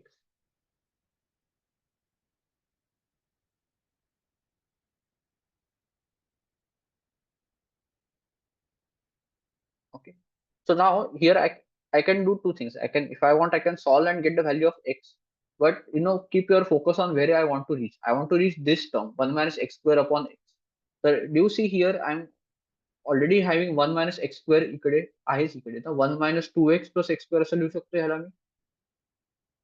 So I'm just splitting this minus 4x as minus 2x minus 2x.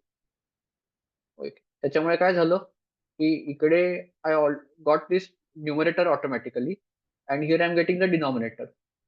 So I have everything in place to just rearrange and get the answer.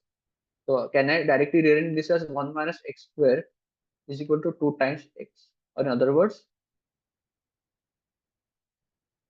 this ratio is 2 and that was exactly the lambda which is given or what we wanted to find. So actually remember, note the question is asking lambda square. So again, don't hastily write 2 as the answer, but write the answer as lambda square, which is 0.4.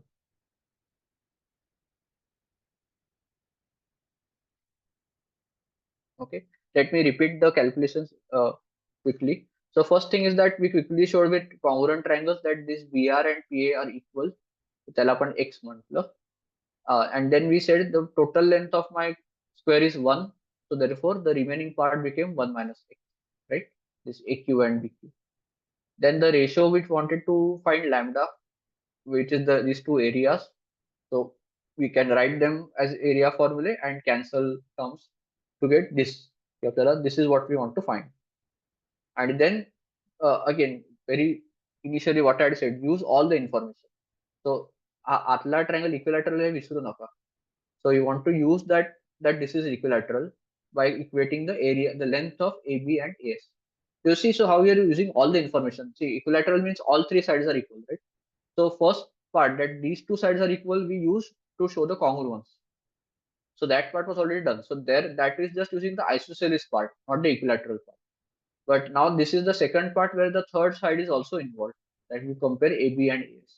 So now you have really used all the given information. Okay, and then just simplifying and with some regrouping, we directly get the answer that we want. Okay, this is one method. I think even if you don't use this trick of setting one side as x or one side as 1, you can still do the same problem. Like somebody did not realize that you can Sir, still do it in terms of x and y, you will get the same answer. Yes. sir, I did Yes. this using a different method. Yes. Okay. Sir, let's say that the side of the equilateral triangle is A. Okay, so let the side be A. Okay. And it is, we know that triangle APS and BSR are congruent, right?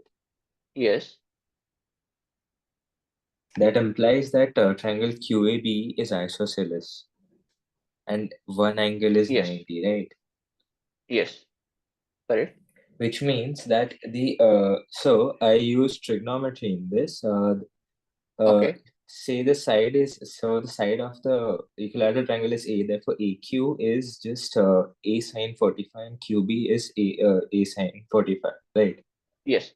Therefore, the area of triangle AQB can be written as area of triangle yes, AQB can be written as sine 45 multiplied by cos 45 by 2.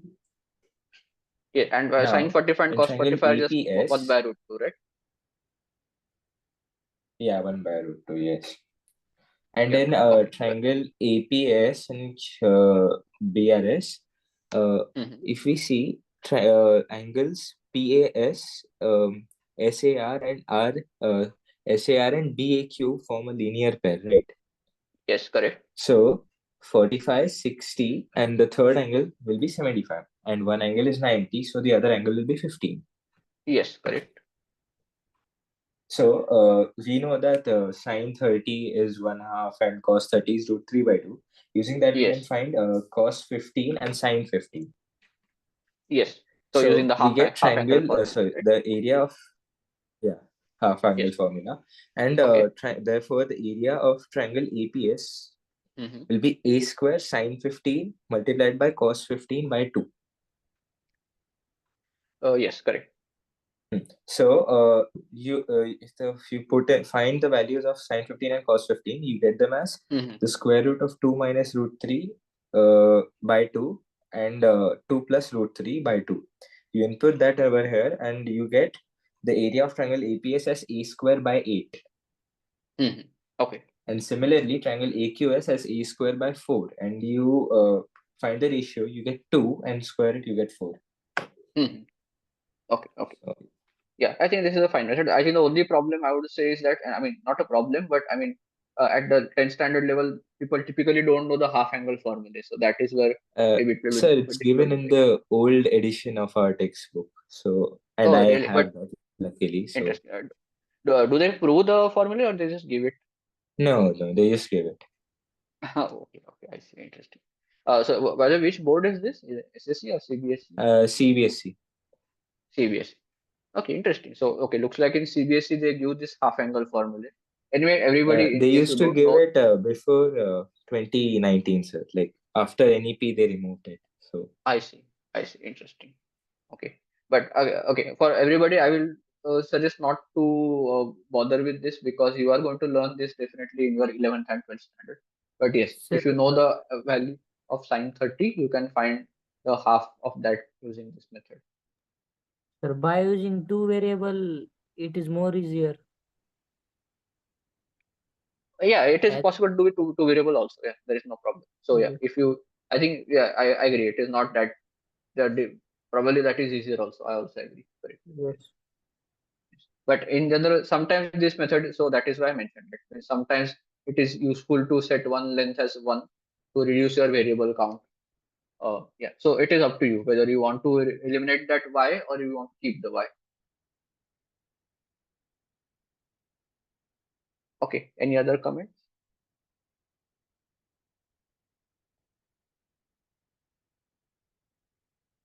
Okay, so I think these are all the problems which we were using the area concept and in various ways.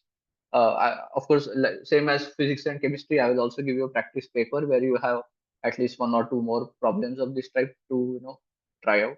But otherwise, mostly I hope that this much practice is sufficient.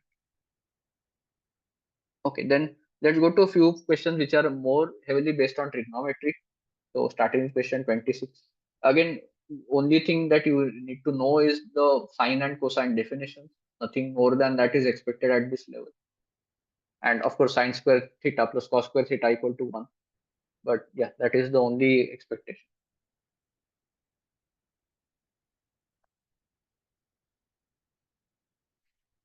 So in this question, what is given is cos A and cos B is given.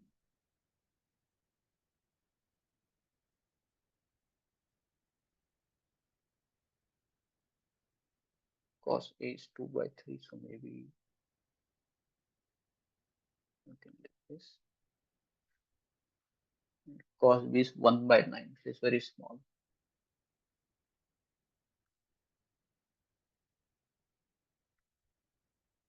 Okay, so what is given is the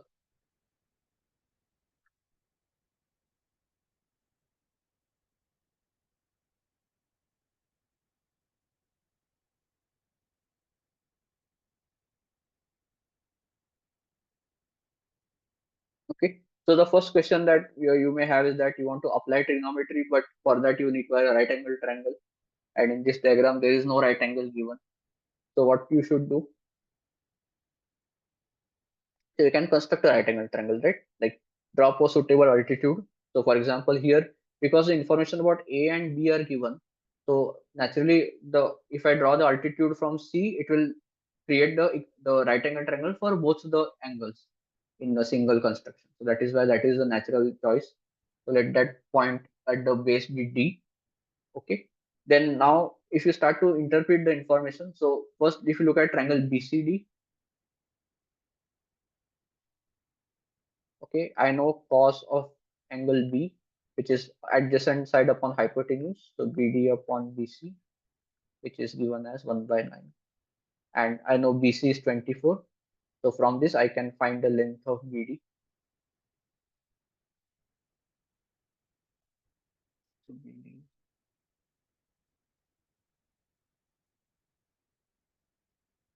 Okay, so I find BD, and I can find CD also. So you can find CD by Pythagoras theorem, right? Or I mean, you from cosine you get the sine, and then you apply sine ratio. Either way, it is the same thing.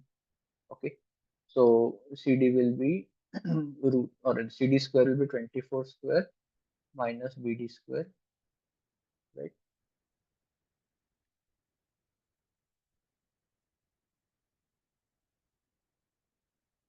Okay, and then what will happen? Uh, you come to the other triangle. So triangle ACD.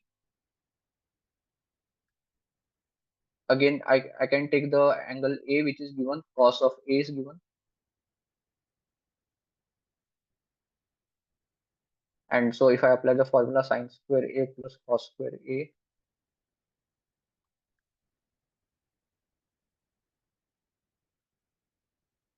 okay. So when you know the cosine of an angle, you automatically know the sine and vice versa. Okay. And why is it important to find the sine of A? Because see, we are going to use this CD as the connecting bridge between these two triangles, right? I need something common to transfer the information from first triangle to the other triangle. And here that CD is going to be that bridge. And so if I want to use CD, then I need to know the sine of A, right? The cosine will be not be useful. So therefore, I found the sine of A. So sine square is this much. So sine of A is the square root of that. Okay. And so now in the triangle ACD, if I write sine of A, which is this is going to be the opposite side upon the hypotenuse. And so therefore, now I have everything to find AC. So AC is going to be just equal to CD into 3 upon root 5. And now I just have to substitute CD from here. But before that, so I was avoiding to simplify CD square, but we have to do it now.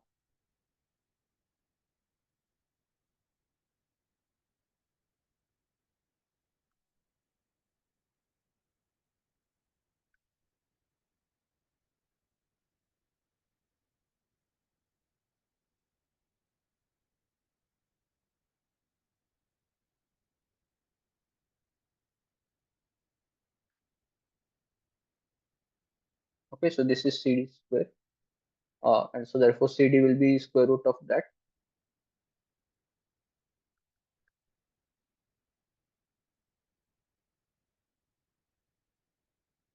Okay, I think see, because here in the denominator there is 5, so I expect that if I take 5 common, then I'll be left with a perfect square. So yeah, I think that is true, right? 1024,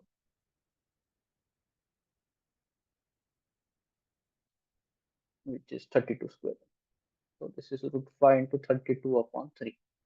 So if I put this value of CD over here, I'm going to get AC is equal to root 5 into 32 upon 3. Okay. And so everything cancels and I get the value of AC as 32. So I think this is a fairly straightforward trigonometric question. All we had to do was apply trigonometric ratios in the two triangles, BCD and ACD, and just use the small trick to convert cosine into sine whenever required. But you see, that is just a small technical. Just like, sometimes a question may fool you by giving meters instead of centimeters, but really meters and centimeters are equivalent, right? They are both length units.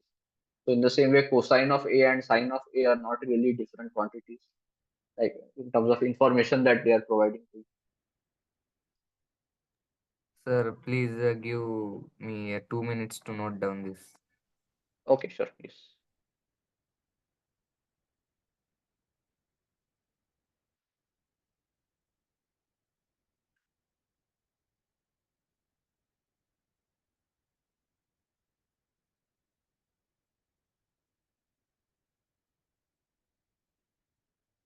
Okay, but again, focus on the strategy, not the calculation. That first, what did we find? After that, what did we find? Because everybody knows Pythagoras theorem, everybody knows the algebra part of it. The again the order in which we calculated the things. That we started from BC, which was given. From that, we found BD and CD using the first triangle, and then from CD we found AC. So we went in that order. And the thing was, originally the question did not have that CD at all, right? The question only gave triangle ABC. So again, your understanding of trigonometry, that I need a equilateral triangle, so don't be afraid to construct the equilateral triangle wherever required.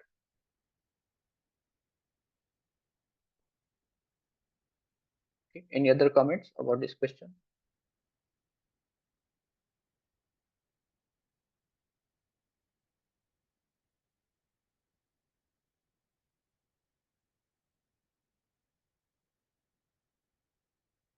Okay. Meanwhile, maybe all of you can start to think about the next question also. Again, using some very basic trigonometric ideas only, nothing more complicated.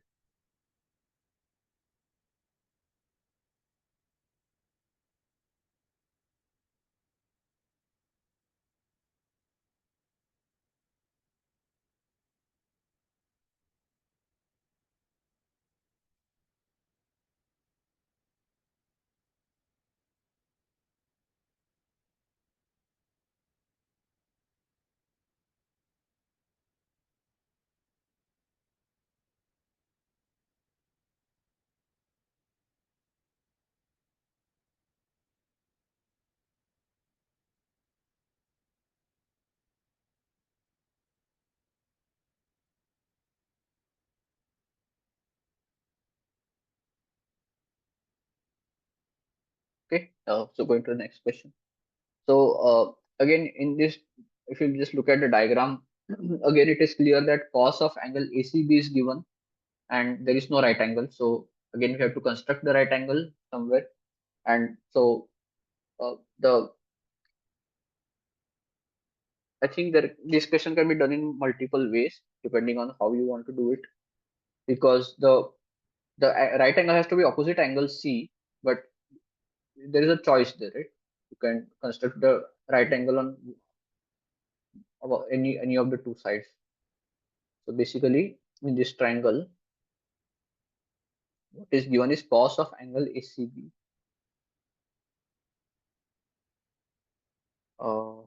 What else is given? BC is 14, CD is 7.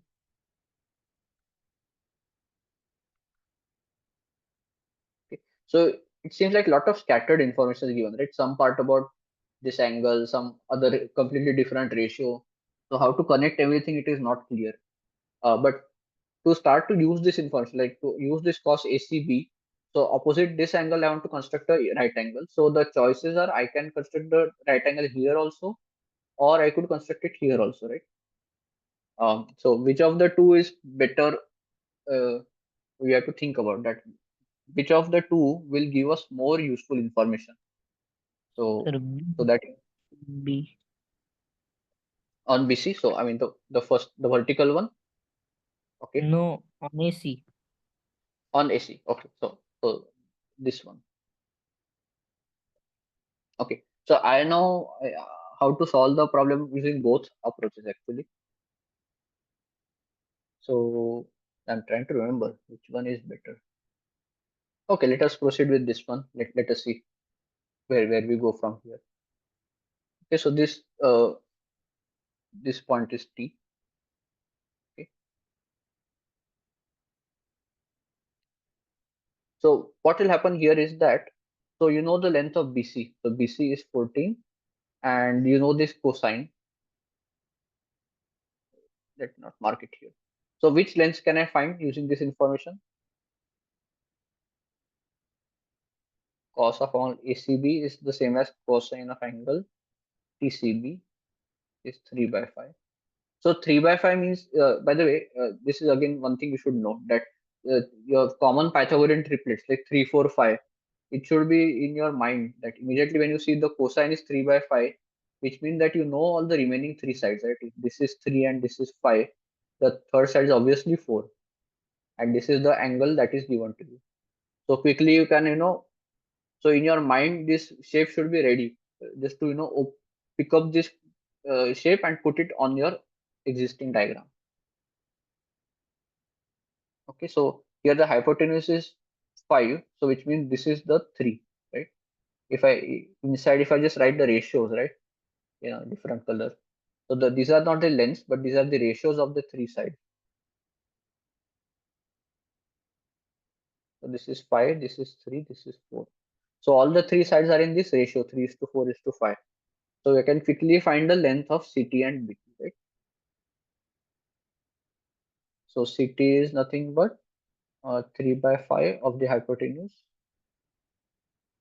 and BT is 4/5 of the hypotenuse. Okay.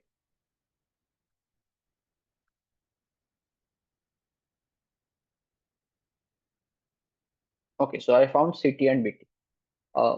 So and also keep marking that what information I've used so far. So I used this cosine, I used the length of BC.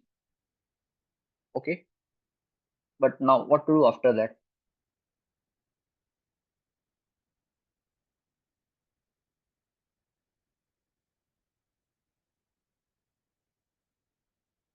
So I want to use this other information also, this AC upon AD and CD.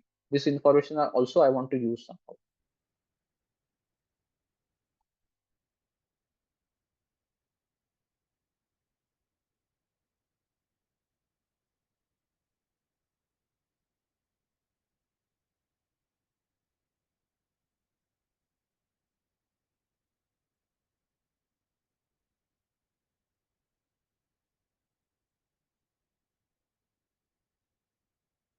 Okay, so this is the way which I had done this proof.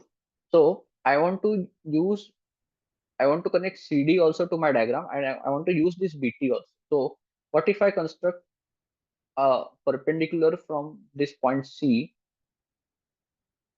like this? Okay.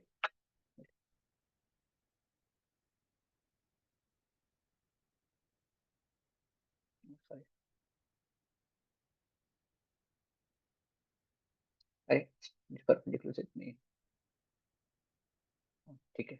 Let us say this is perpendicular. Doesn't look very nice, but yeah, roughly speaking, this is a perpendicular at the base. Okay. Why did I construct this perpendicular? Is because, see, this line is parallel to this line, right? Again, circular diagram, but yeah, it is supposed to be parallel.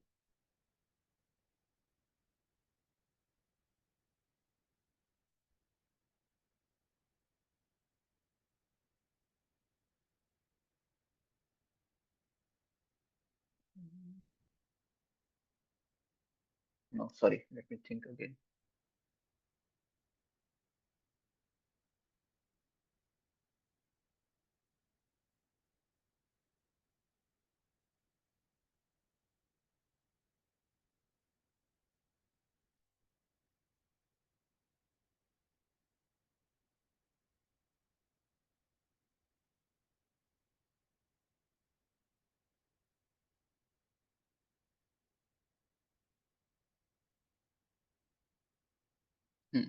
So I'm stuck right now. So I don't know if it will come back to me after some time, but let me try the other approach that, okay, this is not working. Then what will I do in the exam? Suppose this happens, that I'm not able to make progress.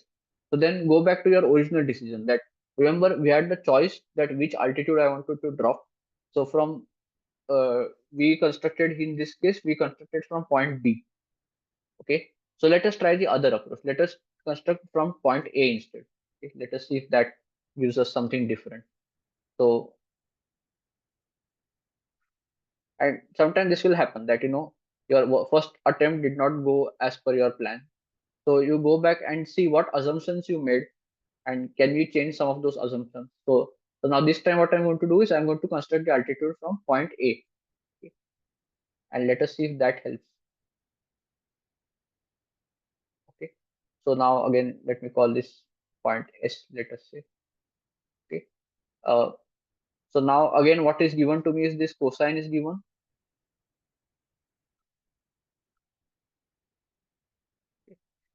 And so now here, see, maybe we are tempted to go by this approach because this hypotenuse BC was given, right? So immediately we obtained some length, but it is not necessary to find the length immediately. We can use variables required. So let us say this variable, this as, this length, if I call it h, right? H for height. Okay, so let the height of that segment be h. Okay, then in terms of h, I can still find the length, right? So what will I get? Cosine of ACB is 3 by 5, right? So therefore, again, if I write the ratios inside with a different color, so therefore these lengths are in the ratio 3 is to 4 is to 5. So therefore, I can find AC as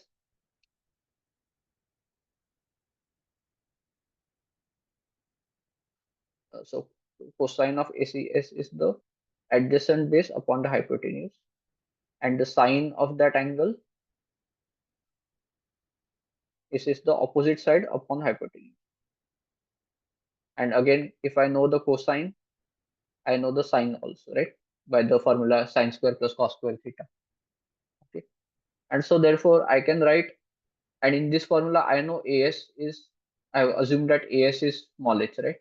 So therefore if I rearrange this, I'm going to get AC is equal to AS into 5 by 4, which is 5h by 4. Okay, so this is AC. And what about SC? From this formula, I'll get SC or CS is equal to AC into 3 by 5. Okay, and AC we just found here. So if I substitute that, I'm going to get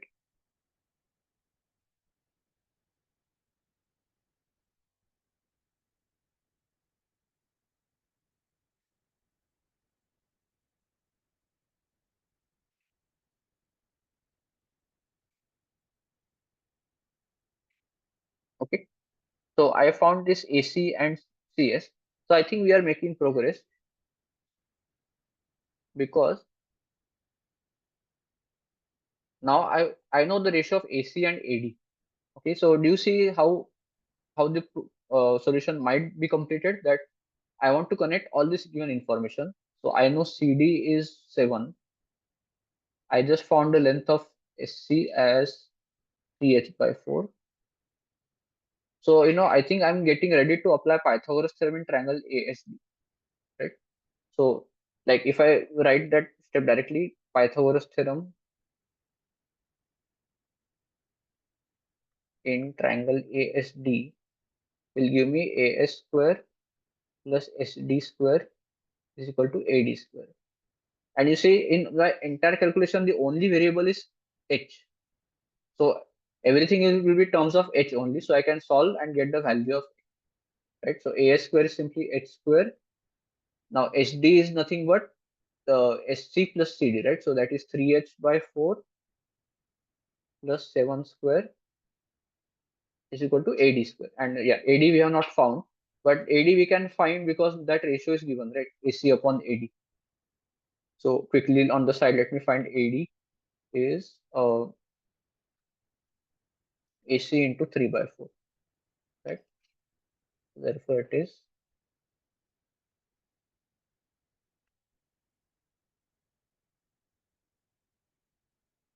15h by 16. Okay. Okay. So now this equation has only h in that, nothing else is involved. So I can solve it and get the value of h, right? So if I solve it, wait, before that, let me just check, not making any calculation mistakes so far. So AC is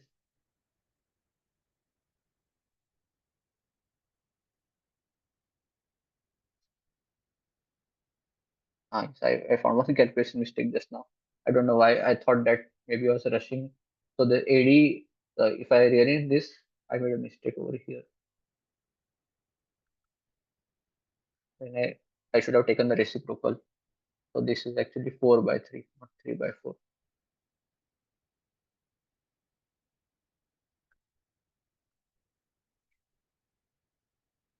And you know why I thought that I made a mistake, by the way?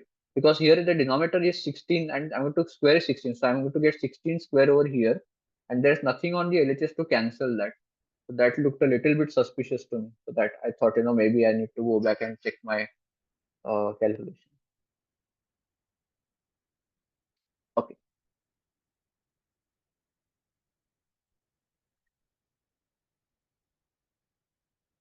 Okay. So now if I solve this, I will get the value of h. We are already out of time, so I will skip this for now, but we'll resume this question next time. Okay. And so I will also think more that how to complete the left hand side approach, because maybe somebody may think about dropping the perpendicular from B instead of from A. Then do we have to abandon that completely, or we can still complete the? So let me think more about that. But yeah, anyway, I think yeah, we can continue next time. Yes. Yeah. Okay. Thank you. Thank you, sir.